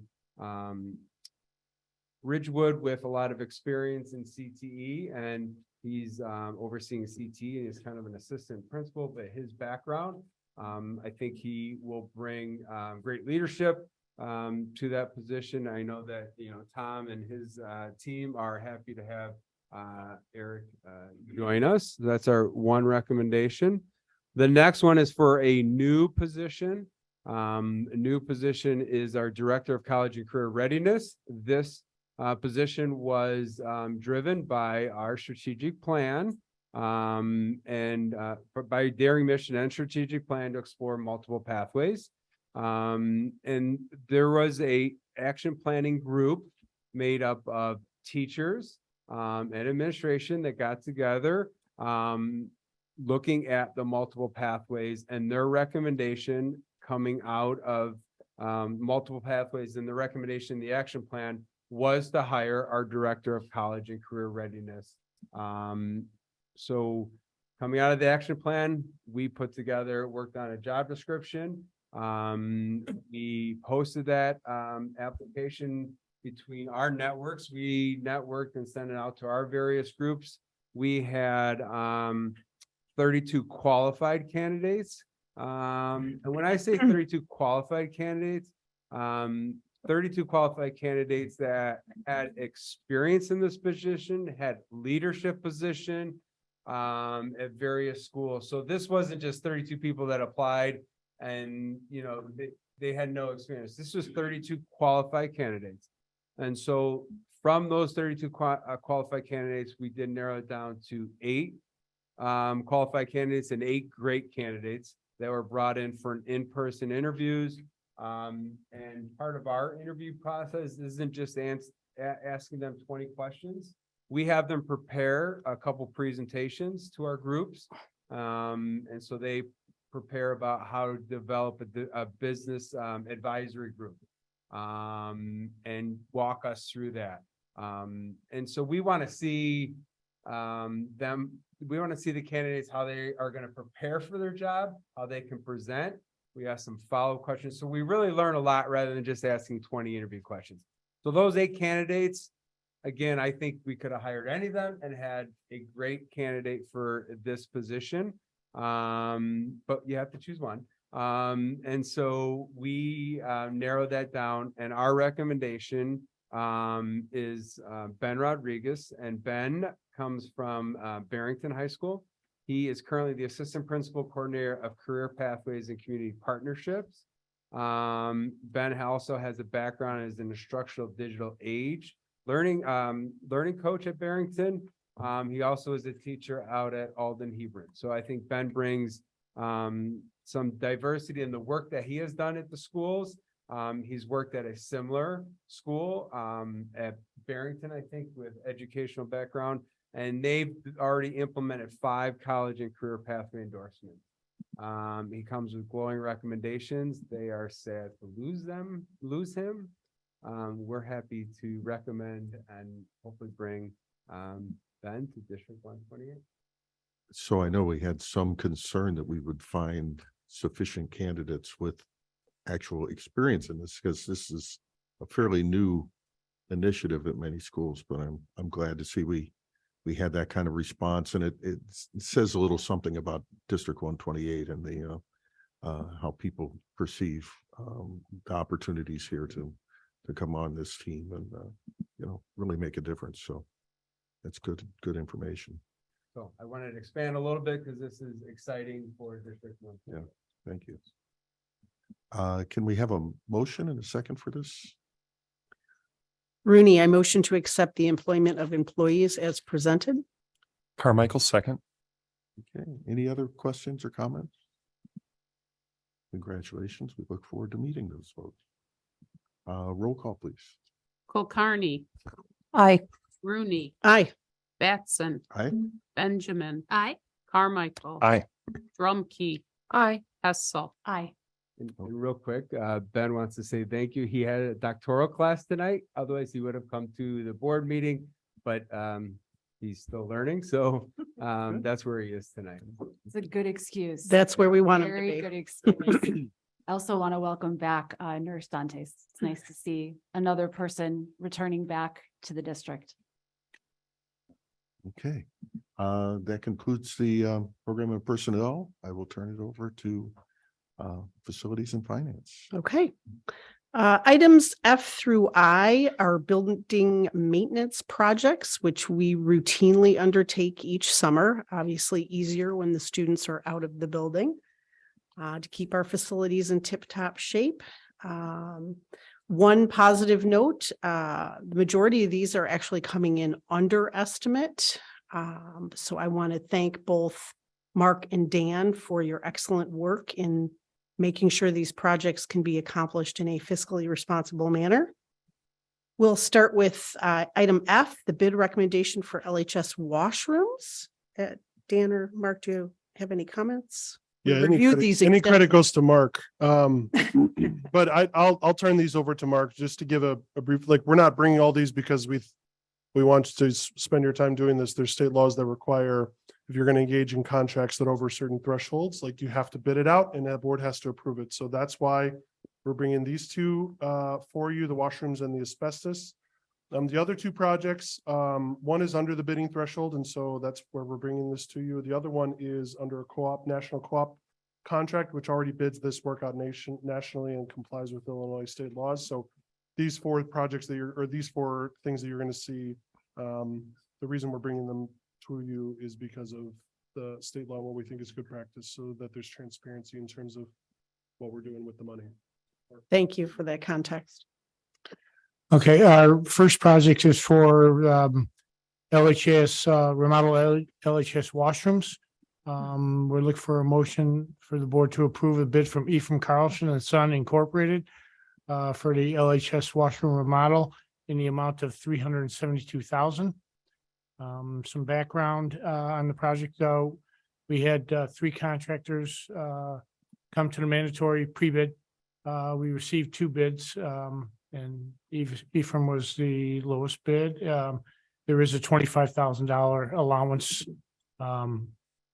in this bid for the project. Okay. Go ahead. Great.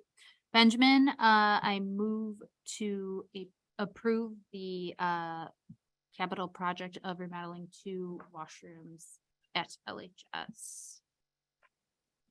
Do you mind adding Ephraim Yeah. Carlson and the amount?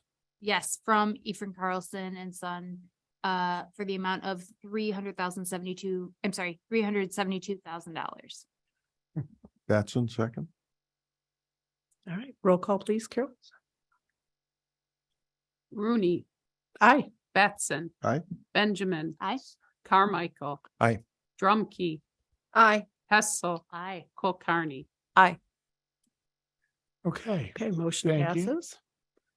Our second project is in conjunction with the washroom remodel at Libertyville High School. We're asking the board to do a motion to approve a bid from Colfax Corporation for the LHS asbestos abatement in the amount of $49,900. So background, we received two bids were submitted. Colfax was the low bid. As part of this bid, there is a $10,000 contingency included in this bid. Okay. Can I get a motion to approve the bid from Colfax Corporation for the LHS asbestos abatement in the amount of $49,900? Batson, move to approve the bid from Colfax Corporation for the amount of $49,900 for the asbestos abatement at Libertyville High School. Hessel, second. Roll call, please. Batson. Aye. Benjamin. Aye. Carmichael. Aye. Drumkey. Aye. Hessel. Aye. Kulkarni. Aye. Rooney. Aye. All right, moving on to item H, LHS wheelchair lift replacement. Yeah, so we're asking the board for a motion to approve the agreement with Garaventa USA Incorporated to replace the LHS wheelchair lift in the amount of $44,124. This is the wheelchair lift that is in the cafeteria hallway that goes to the lower section down to the It's Applied Arts, Industrial Arts section of the building. It is beyond its useful life. We've been repairing it on and on. It hasn't been consistent for the kids to get down for their classes. So it's time for a replacement of it. Okay, time to replace it. Can I get a motion to approve the agreement with Garaventa USA Incorporated to replace the LHS wheelchair lift for $44,124? Carmichael, so moved. Hessel, second. Roll call? Benjamin. Aye. Carmichael. Aye. Drumkey. Aye. Hessel. Aye. Kulkarni. Aye. Rooney. Aye. Batson. Aye.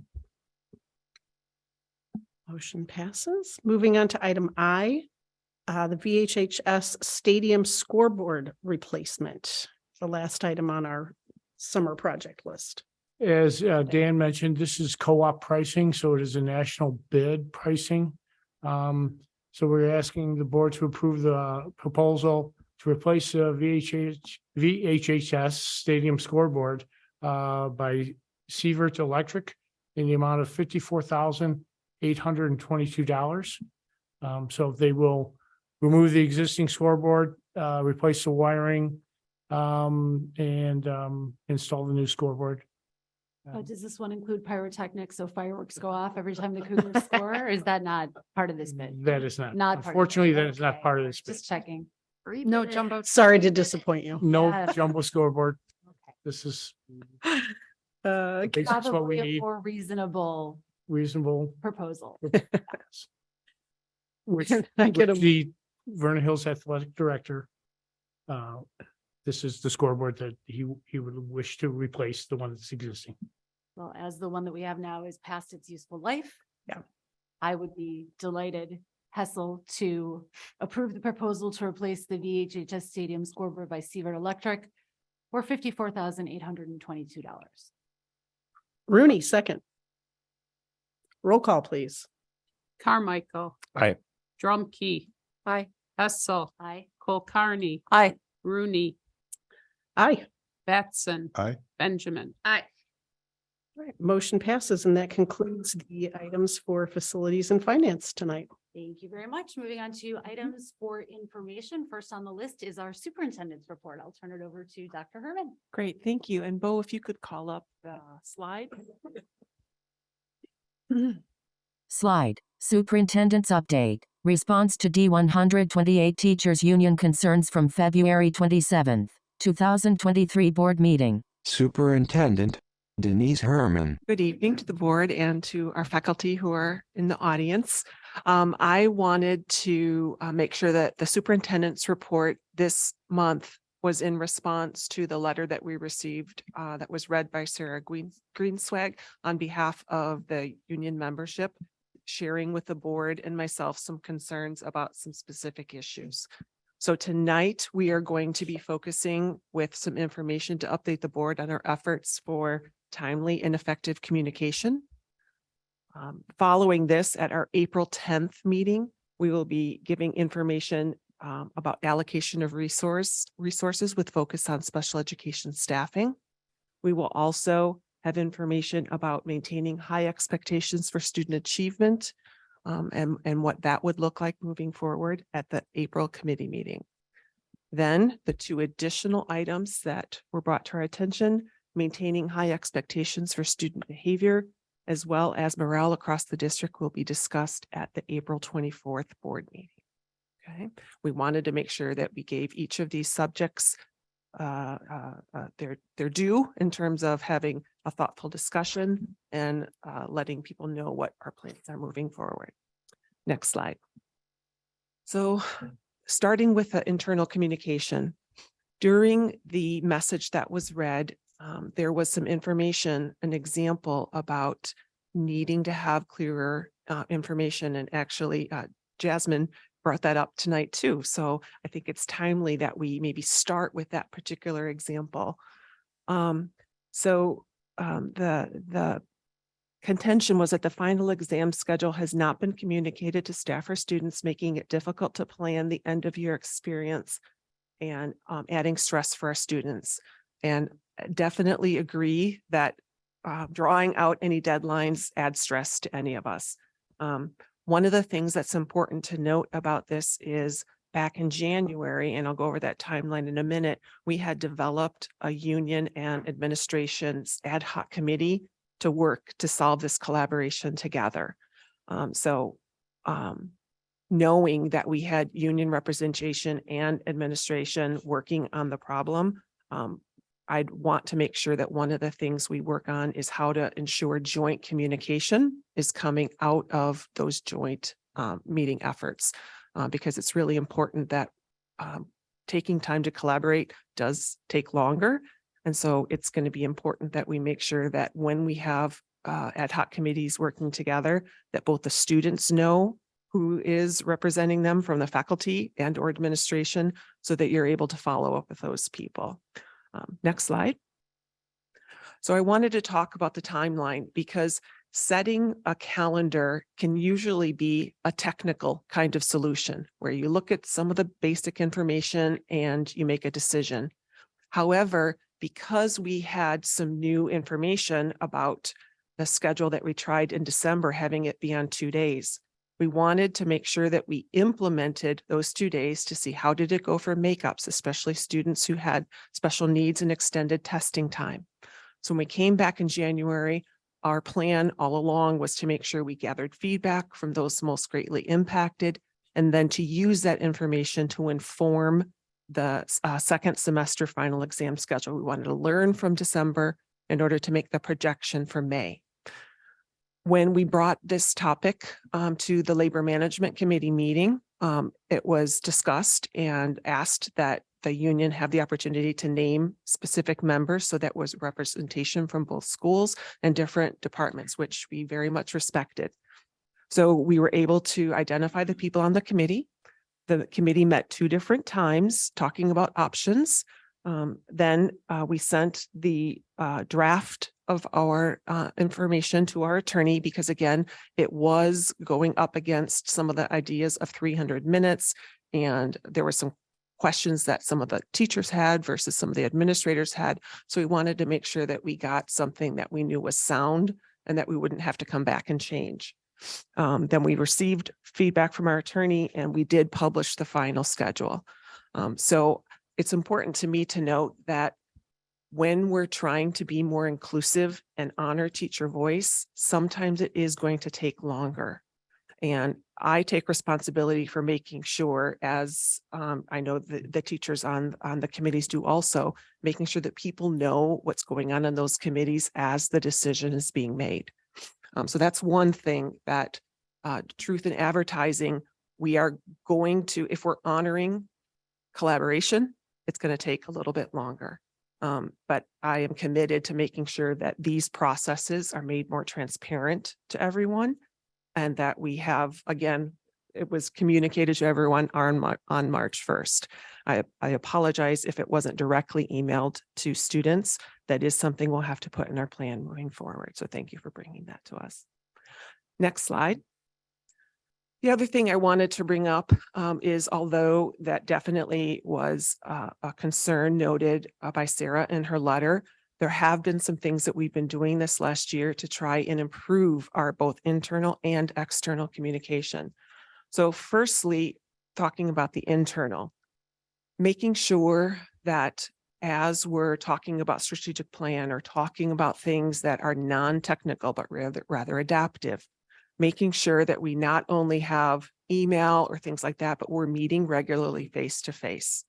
So this last fall, we started having Labor Management Committee meetings, and that is 1 hour per month where leadership from the union and leadership from administration gets together. We collaboratively set the agenda, albeit there usually is more things to talk about than what 1 hour allows. We do our best to prioritize.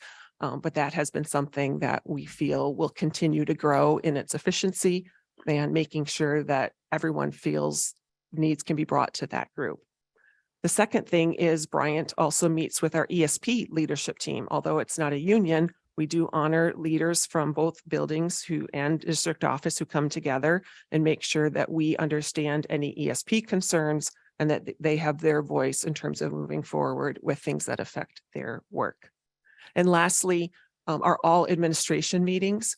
They were quarterly last year, but knowing that the implementation of the strategic plan was going to take a lot more information and making sure everyone was in the know, we switched to having those be monthly so that all administrators, all department chairs, people with whom teachers work most closely are on the ground floor in terms of knowing what training might be available, what's coming up next. So all of those are things we've done to increase collaboration while decisions are being made, or at least having all voices heard at the table. The other thing that we did last fall, and you heard the presentations, was making sure we had teacher voice and staff voice on our strategic planning teams.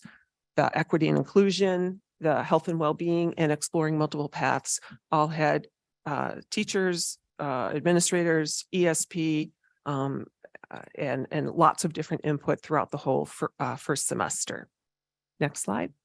Slide, in-person gatherings. The other thing that we did, we heard from staff that with some new administrators, they wanted to have the time to get to know people more personally. And so from staff request, I should say they, our 4 new administrators put out a request to meet informally with all of our teachers or faculty or anyone who wanted to come for 4 different lunch dates. So all 4 lunch periods during January, February, March, and April, lunch is provided, and trying to make sure that they're putting a face with a name, that it's not just an email you're receiving from this person, and that questions and other kinds of concerns can be shared. In addition, I did a similar thing where I offered, rather than lunches though, I made sure that I made myself available February, March, and April. I had February's at both schools. Last week I did Vernon Hills. Thursday morning I do Libertyville. And again, it's 45 minutes where the agenda is set by the people who attend. And my job is to try and listen to concerns and answer questions. And some of those things have already been things that we've talked about at the Labor Management Committee, but it's always good to hear from specific teachers or to ask follow-ups on how those things are progressing. One other thing that we did was to try and make sure that the strategic plan was communicated as broadly as possible. One was to the community. So Mary and our communication people worked to put together a mailer that was sent to every person in our community that summarized where we were with our goals and how we got there and how all of this is linked to our Daring mission. In addition, we updated our website, so all of this information is made available there. This is definitely more external types of communication, but I want to compliment Mary on a great job done with that mailer. Next slide. Slide, strategic plan rollout lunches. Following that, we wanted to make sure that our staff, several staff participated on these committees, but many others didn't. And so we wanted to, in addition to having it posted on the website or emailed to everybody, to have face-to-face opportunities for people to come and be able to ask questions of the people who chaired these committees. So we had the invitation, and those were held at Libertyville and Vernon Hills in early February. Next slide. And if we needed one more method, we had also a wonderful podcast. So for people who maybe their schedules wouldn't allow for them to come to lunch, but still wanted to learn more, Mary did a great job producing a podcast on our D128 Daring podcast that focused on the strategic plan. And there are many other wonderful podcasts available on the website, but this one I think was particularly strong. Finally, I wanted to show an example of internal communication that's at the district leadership team level. We have continued to try and set expectations for ourselves for making decisions as clear and as collective and collaborative as possible. But one of the things that we know from hearing from teachers is sometimes things that were decided in DLT were not as effectively communicated down to departments or classroom level or other things like that. So you'll see that we in January changed the way that we set up our agendas, where we are being very clear on what's the background information, who's presenting this, what if there is any data or anything that's linking to it. But the more important part is being very clear with each agenda item if there was a decision made, and then the communication plan for that. So as you noted, we hear the concerns about timely and effective feedback, and we've put it into our protocols and practices.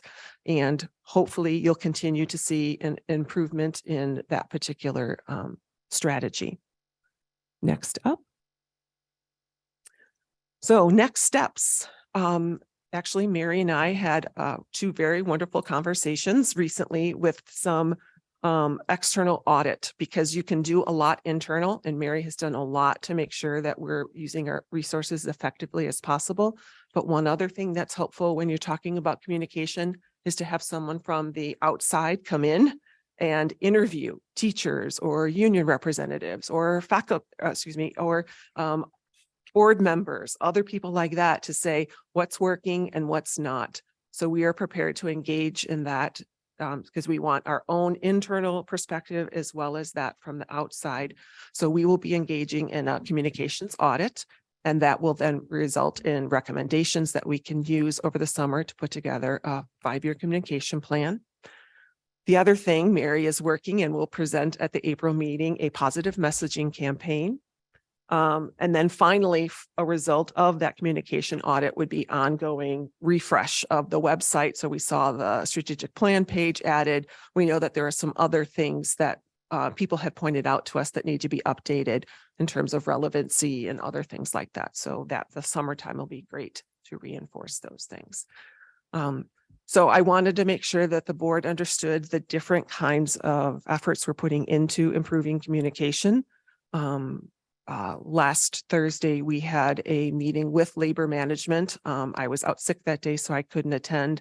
But I know that there were very thoughtful and passionate information about some of the things that were on the letter that we had. So there was additional information brought about student conduct and behavior.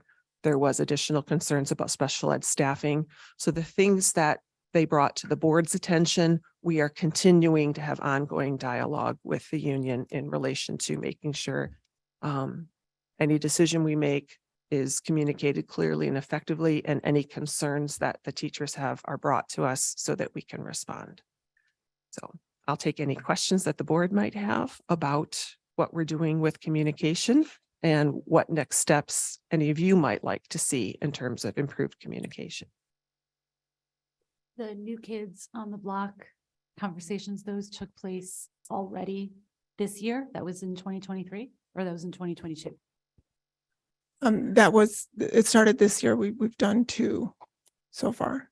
Well, we have our second one at Vernon Hills on Wednesday, actually. And there'll be 4. And then we're going to repeat it again before the school year. Okay. Thank you. Board member Don Carmichael. What did those look like and how did it go? Dr. Yesenia Sanchez. It's been more informal, get to know each other, talk about, I have to watch Ted Lasso, I learned at Libertyville High School last week. That's true. So I found out I don't have Apple TV at home, so I'm gonna have to figure that out. But just, get to know each other, conversations. There was a handful of conversations last week about the heterogeneous conversations that Larry has been leading around what that will look like in the future. And there was some thoughts about that, but mostly informal. Aman, do you have anything to add? Nope, my counterpart said it all. It was really just an opportunity for us to get to know the staff more, especially being that some of our work has been siloed in different departments. So it's been wonderful to get to know people from the entire building. But it's really just a get to know, as well as an opportunity to hear concerns, but then also to share things that have already been done and to talk about like where we're going from here. Logistically, how does that work though? If the teacher, that was during lunch, is that? Yep. So how are the teachers able to come in and do that? Their lunch. So basically they come in during their lunch. If they so choose to, is completely voluntary. And then basically we provide lunch. So the first time we did it, we did soup and chat. And then this last pass one that we did, and then we're at Vernon Hills on Wednesday, is nacho taco. So it'll be Mexican food and we'll chat. And so they come down. We pretty much sit at different tables, and then they just sit with whomever they want to sit with, and we just have, a really good discussion. So they've been really good. Board Member Casey Rooney. I appreciate that you guys are doing that with so many new faces in administration. It's important to and develop a working relationship with the folks in the buildings. And one way to do that is just be able to put names and faces and talk about things like Ted Lasso and develop a relationship so that you can work together going forward. Yeah, I think that is important to develop relationships. That should be the foundation of anything that we do regarding our work, because that establishes trust. And then it also allows each stakeholder to feel comfortable with coming to us and sharing concerns, and us, providing them feedback and them being open and willing to do so. But without that, we could do that without having those relationships. Do you feel like you've met enough of that? Here's why I'm asking. I'm going to take my teacher hat off. I can't meet with you at lunch because I know what it is to be a teacher in the building. I can't use my lunch to come meet you as much as I want to.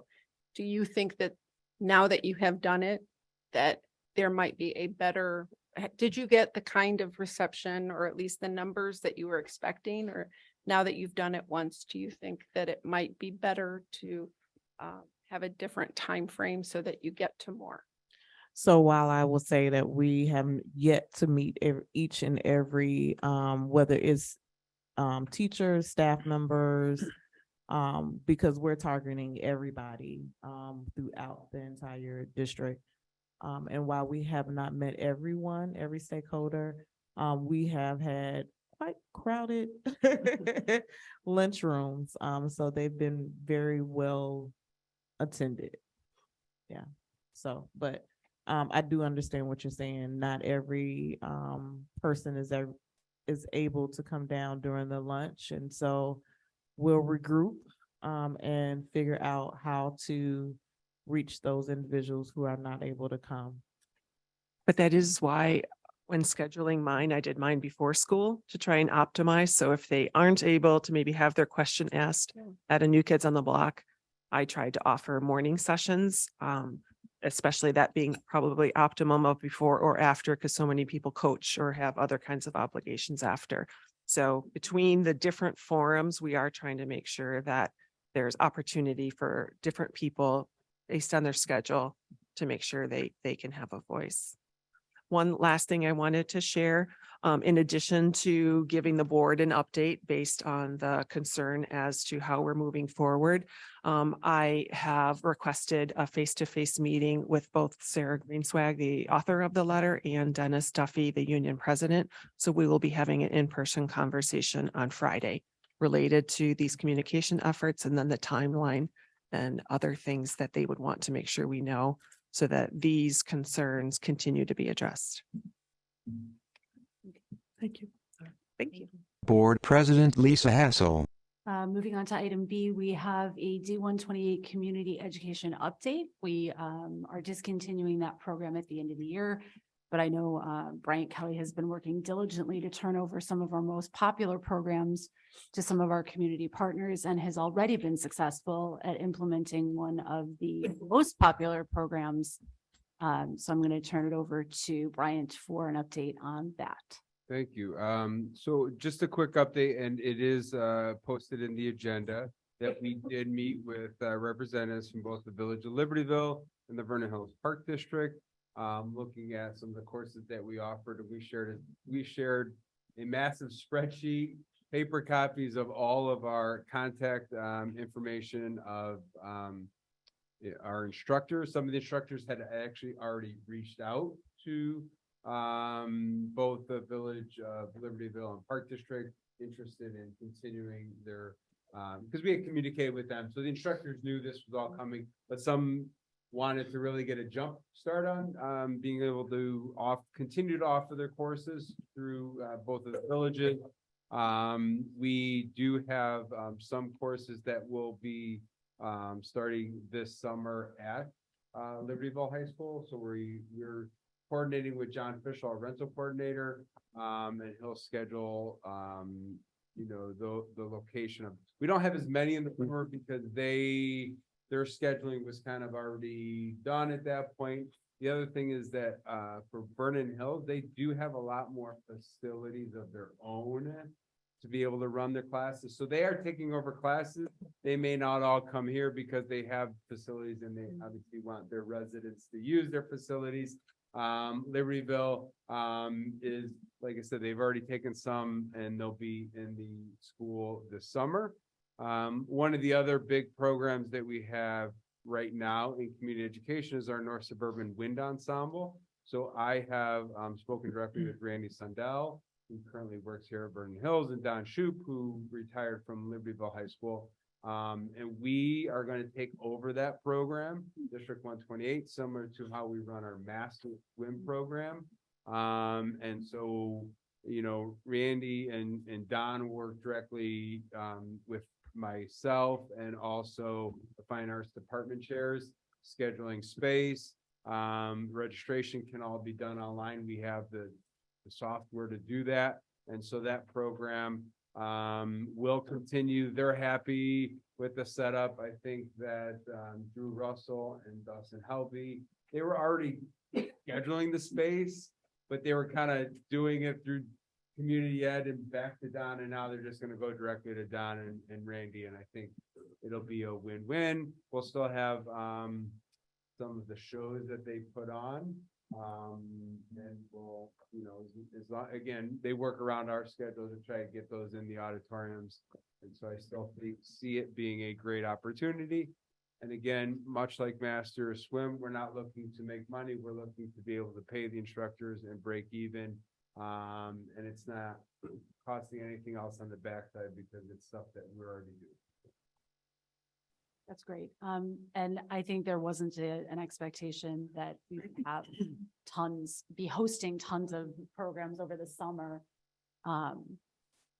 And when do you think it's reasonable to give us another update? Maybe in 3 months? I could probably give one maybe in the summer, late spring, summer. I think when we were talking to Libertyville and Vernon Hills last, that they'll have more stuff for the fall. And then I see like some of the woodworking classes, the cooking classes, those type that, we have the facilities, they'll really jump on. The summer is tough. We never had a huge summer offering because people don't sign up because it's nice outside, they're going on vacation, they're not around, and so, but I can give another update. So like July-ish? Yeah. Okay, that'd be great. Thank you for your efforts on that, and thank you to our community partners. Okay, item C, board comments and events. Who would like to kick us off? I'll go. Thank you. Board Member Kara Benjamin. I've been very busy, so little report. Do tell. Just a little report. Okay, so I had the distinct honor of visiting both buildings. Back on Wednesday, March 8th, I was Dr. K and Dr. G very graciously coordinated visits for me. So I got to get into the building and see what's just going on with our students, with our teachers, and get kind of a flavor for where we're at right now as a school community. And it was so lovely. And I had the time of my life. And I said I was like walking on sunshine for the next few days. It was great. So some highlights from my building visit to Vernon Hills. I got to see some student kind of ideated projects from the STEM lab, and I was walked through each of those.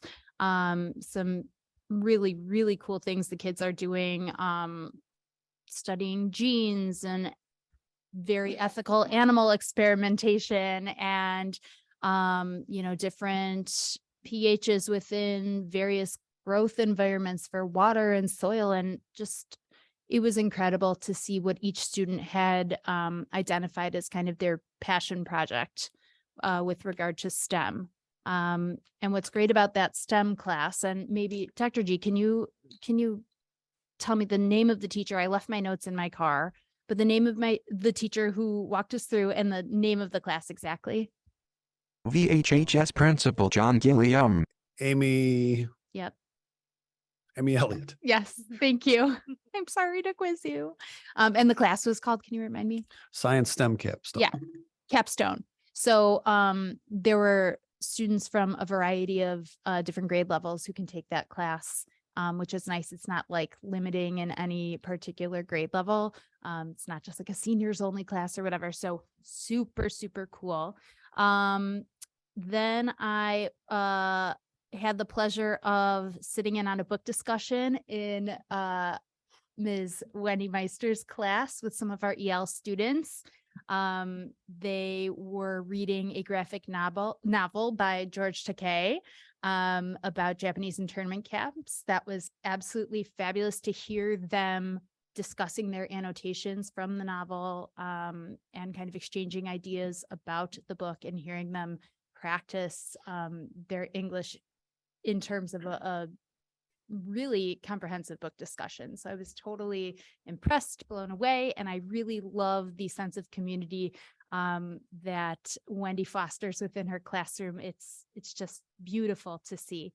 I was able to take a visit over to the language lab. I got to see Ms. Naylor's class in action, and they were all having really wonderful discussions in Spanish. I got to see how that space works.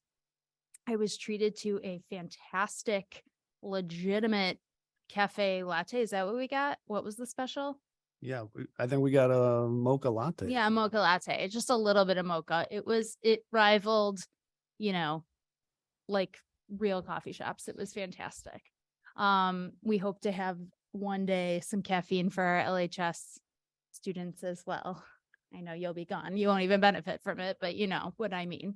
And then I was able to see a special education classroom in action, working mostly on math, lots of manipulatives. And so we had students with kind of varying levels of math ability who were all in a classroom and all receiving really wonderful individualized curriculum according to their various areas of study, which was wonderful. And then we kind of rounded out our morning with a performance of some bluegrass music down in the Studio Theater for World Languages Week. And that was a romping good time, and everyone was clapping and toe tapping, and it was a great day to be a cougar. Then over at Libertyville High School on the 10th, I got to take a very enlightening security tour with Mr. Bob Ulix. I got to sit in on an AP Euro class with Mr. O'Neill, talking about Russian help. What were we talking about? Oh, you're not taking. I know I'm. If you, thank you, Stalin. Yes. Oh my gosh. Yes, riveting, excellent stuff going on there. I got to visit both Jazzy and Sarah in the DOI classroom and kind of hear what they're working on. And just, we talked about, the historical importance of the DOI in our school community. Very exciting to see what they do day to day, and just the level of discussion that was happening in that classroom was quite impressive. I also got to visit consumer sciences class with Ms. Kristen Tarrant. Lots of beautiful cooking and just, learning about being a informed consumer in that class, but also making use of our beautiful new consumer facilities. So that was great. I was treated to a percussion performance from, it was Northwestern. Is that correct? It was Denison. Or Denison, my mistake. I think Third someone Coast was, percussion. that was what it was. Someone was wearing a Northwestern shirt in their group, and I'm just tying together. Anyhow, that was coordinated by Adam Gore, Matt Karnstad, and Dustin Helvey. That was fantastic. You could tell the students were really engaged in these visiting performers. And, you know, they were kind of giving them a glimpse into what music education could look like for them beyond high school. So that was very cool to see, connecting the dots between their experience here in 128 and moving forward. I also got to sit in on an algebra class, which I really, you know, Mr. Gilliam, Dr. Gilliam was I think you were my algebra 2 teacher. Is that possible? Two. Algebra 2. And I'm still just as confused as ever. Oh, that- So That hurts. yeah. And the weirdest part of it was the room I was sitting in was your algebra 2 classroom. So I was having, it was a moment for me. It was, yeah. But the kids seem to get it, which I think is fabulous. No, and the teachers, Lisa Davis and John Taylor, were doing an exceptional job instructing our students. We've rounded off our morning. Well, Dr. K treated me to lunch, which was very kind. Got to try all of our new Quest food service options. Had a delicious fresh salad. It was fantastic.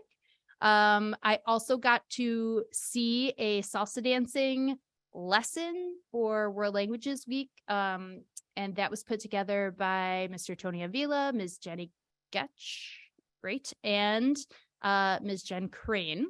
Very, very fun.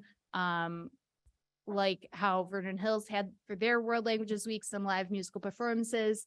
Mr. Avila is actually part of a salsa dancing competitive group. And so it was very, very interesting to see how his students got to see him in a different capacity, not just instructing him, but exploring one of his passions with them. It was wonderful.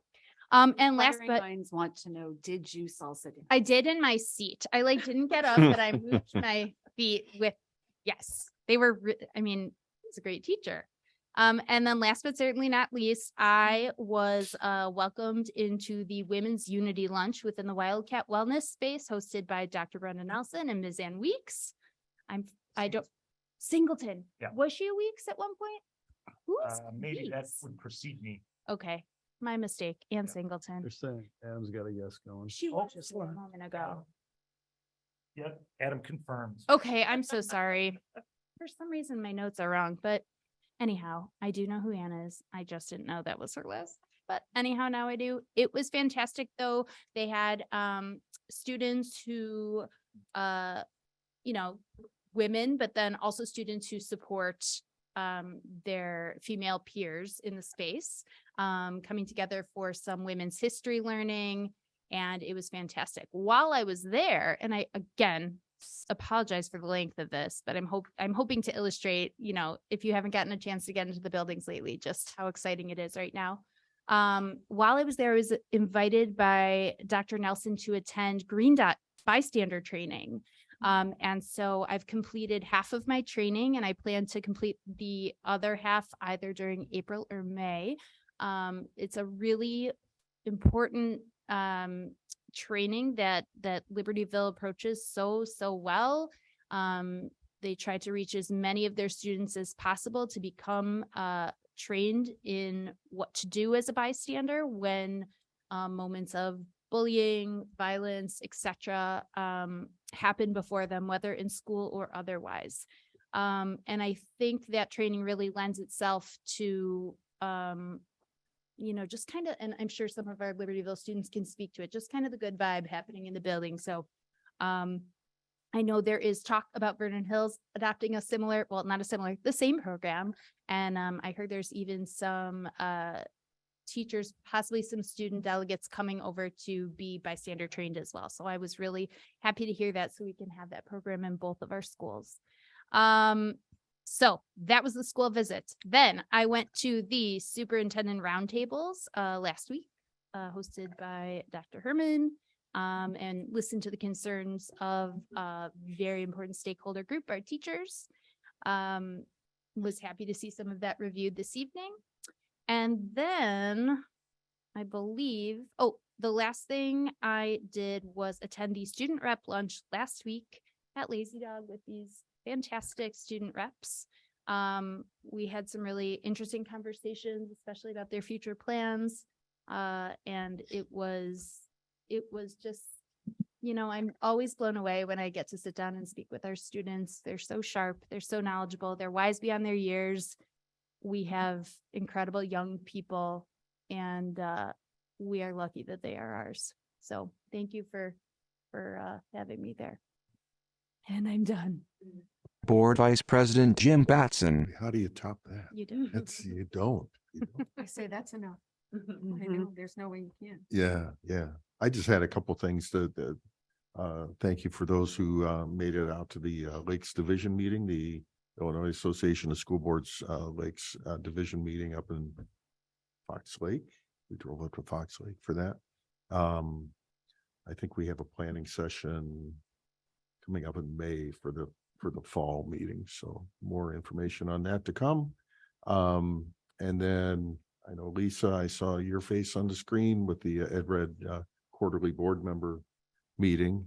I'm surprised they're not more. I'm disappointed there are not more people attending that, but it's very Our group informative. was very well represented, but there were not Yeah. a lot of districts. It's open to all suburban school districts. And I think we were both surprised. We were very well represented, but Yeah. there were not more than a handful of districts that participated. And it's really great information. Yeah, it's a good way to really keep up with what's going on in the state and especially in Springfield. So that's what I did. And it is a short month. I mean, it's only the third week now, so you just are overachieving.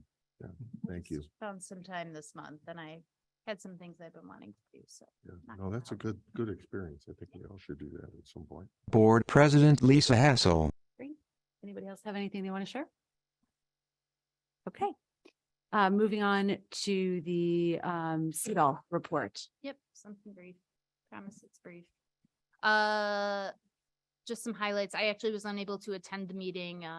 I had a condolence call that I needed to pay that evening, but we were still able to meet our quorum and get our business done.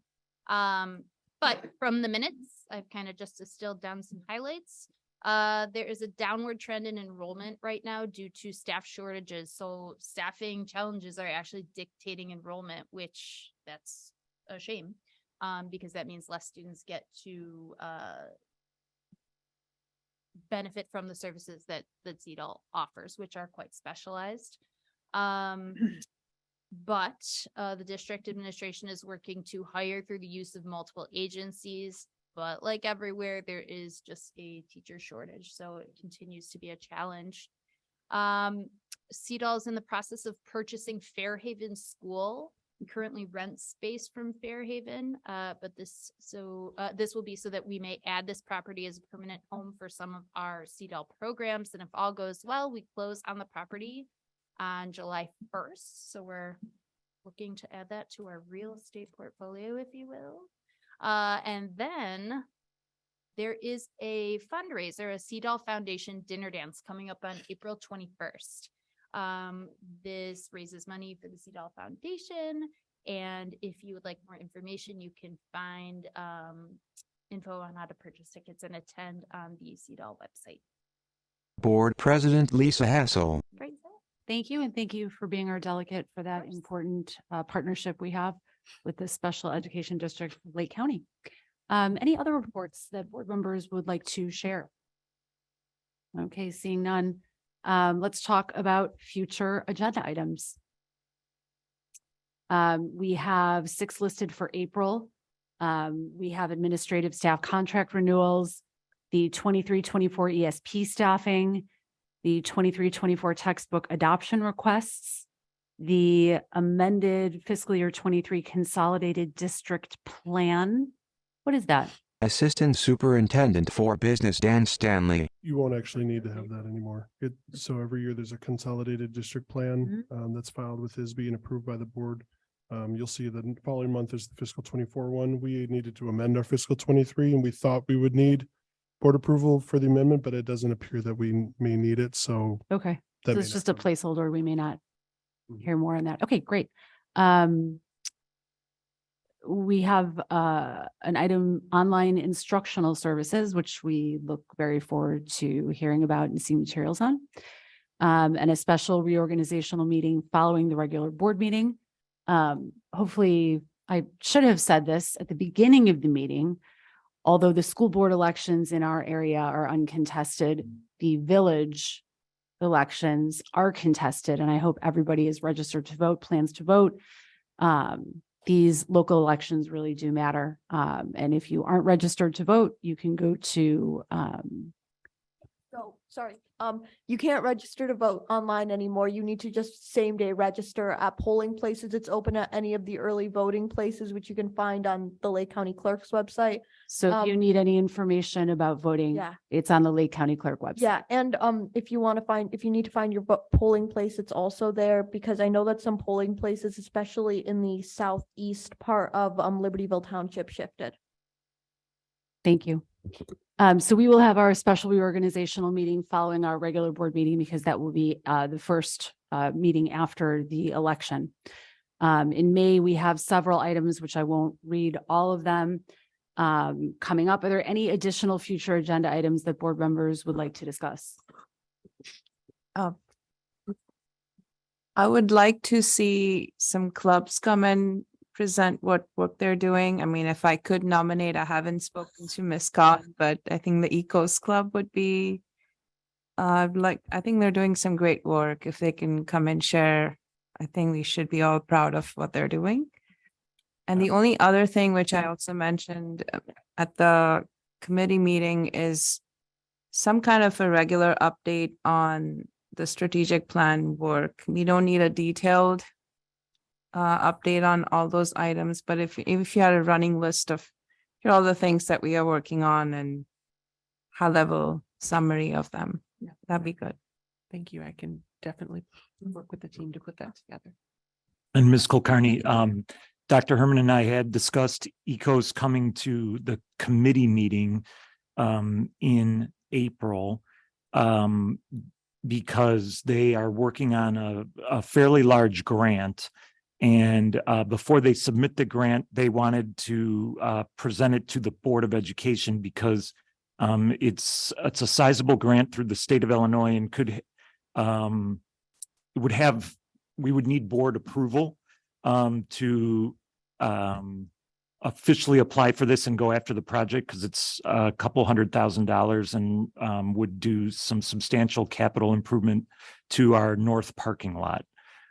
So they want to share all the work they've been doing, but then this is sort of their swing for the fences kind of effort. But before they hit submit on that, we need to make sure all the members of our district are aware and approving that if we were to get this grant, this would be something we would support. Absolutely.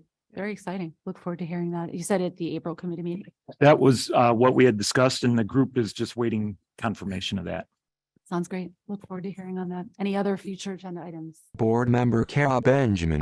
Dr. Herman, I think I'd like to ask for just an update after hearing so much public commentary tonight about the graduation plans potentially for next year. Just kind of how you plan to. Oh, I'm sorry. I think my mic is on. It's on. Oh, I'm just too far away. Yeah, if you could just provide an update on how we plan to proceed. I would be happy to do that.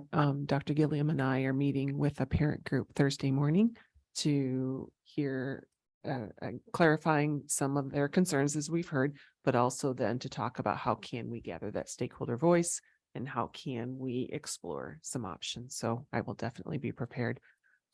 We might have a short update for April 10th, but we definitely would have a more robust report by the April board meeting. Thank you. And just to clarify, I think it was made clear, but there is no intention to change graduation for this year. But all the updates certainly can come to us as you have them. So. Board Member Don Carmichael. Then can we get an update on what's happening with that language lab? Yes, that will be at the April committee meeting. So Super. What's here is the general meeting. And so we definitely will have a conversation before the ESP report, which would be impacted by that conversation. Board President Lisa Hassel. Great.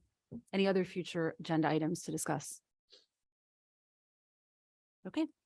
Seeing none, I'd like to ask for a motion to convene in closed session for the purpose of discussing employment of an employee under 5 ILCS 120/2C1, as well as collective negotiation matters under 5 ILCS 120/2C2. Carmichael moved to convene in closed session. Batson second. We have a roll call or a voice vote? Roll call. Roll call, please. Drumkey. Aye. Hessel. Aye. Kulkarni. Aye. Rooney. Aye. Batson. Aye. Benjamin. Aye. Carmichael. Aye. Motion passes. We will convene in closed session with a short bio break. So we'll resume in about 5 minutes.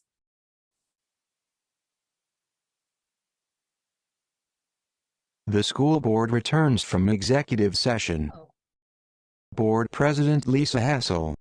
Great. May I please have a motion and a second to return to open session at 10:07 PM, please? Carmichael, so moved. Batson second. Voice vote, please. All in favor, say aye. Aye. Any opposed? Motion carries. We are back in open session. I am looking for a motion to approve the superintendent's contract as discussed in closed session. May I have a motion, please? Benjamin, so moved. Rooney, second. Great. For our discussion before we approve it, what we have discussed is a contract that will begin July 1st, 2023. It is a 5-year contract that will take us through June 30th, 2028. It is a performance-based contract that pays $294,000 per year with an additional annual contribution to the 403B of $20,000 per year. It also includes 25 days of vacation, personal sick bereavement bank, and the contract will be posted online shortly after tonight's meeting. May I please have a motion to, I have a motion and a second. Any further discussion? Lisa, can you please also elaborate where the compensation falls in line with comparable districts? Very good. Yes, very good point. So this puts Dr. Herman just in the middle, slightly above the middle for superintendents in our peer districts. And that's for all the superintendents, both elementary and high school districts. Oh, sorry, my apologies. Just high school districts. We also looked at the same high schools that we looked at when we were negotiating our teacher contract to be sure that we were comparing apples to apples. So this puts Dr. Herman right in the middle. Good question. Thank you. And I think it's important to reiterate your emphasis on performance-based contract, that we do have goals that we make sure are adhered to within our strategic plan. Board Member Casey Rooney. So within this contract. Absolutely. It's not just our job to employ the superintendent, it's our job to hold the superintendent accountable. And Dr. Herman has been a very faithful partner in terms of developing goals with metrics, and that is that work to update that for next school year will begin in earnest right away. We do that in a super eval, and that is a very important part of our job as a board. We take that very seriously, and we have a very good partner, Dr. Herman, in doing that with us. So good point. Thank you. Any other comments? Board President Lisa Hassel. Okay, seeing none, can I have a roll call vote, please? Hessel. Aye. Kulkarni. Aye. Rooney. Aye. Batson. Aye. Benjamin. Aye. Carmichael. Aye. Drumkey. Aye. Motion passes. Congratulations, Dr. Herman. You are the leader that we have chosen to modernize what excellence looks like in District 128 and lead the work to execute our strategic plan and make this district truly daring. So thank you for your work. Thank you all very much. Okay. We are ready to adjourn the board meeting. Carmichael, motion to adjourn. Second, Drumkey. A voice vote, all in favor? Aye. Any opposed? They're better known for you. Seeing none, we are adjourned at 10:11. Thank you, everybody. Good work. Thank you.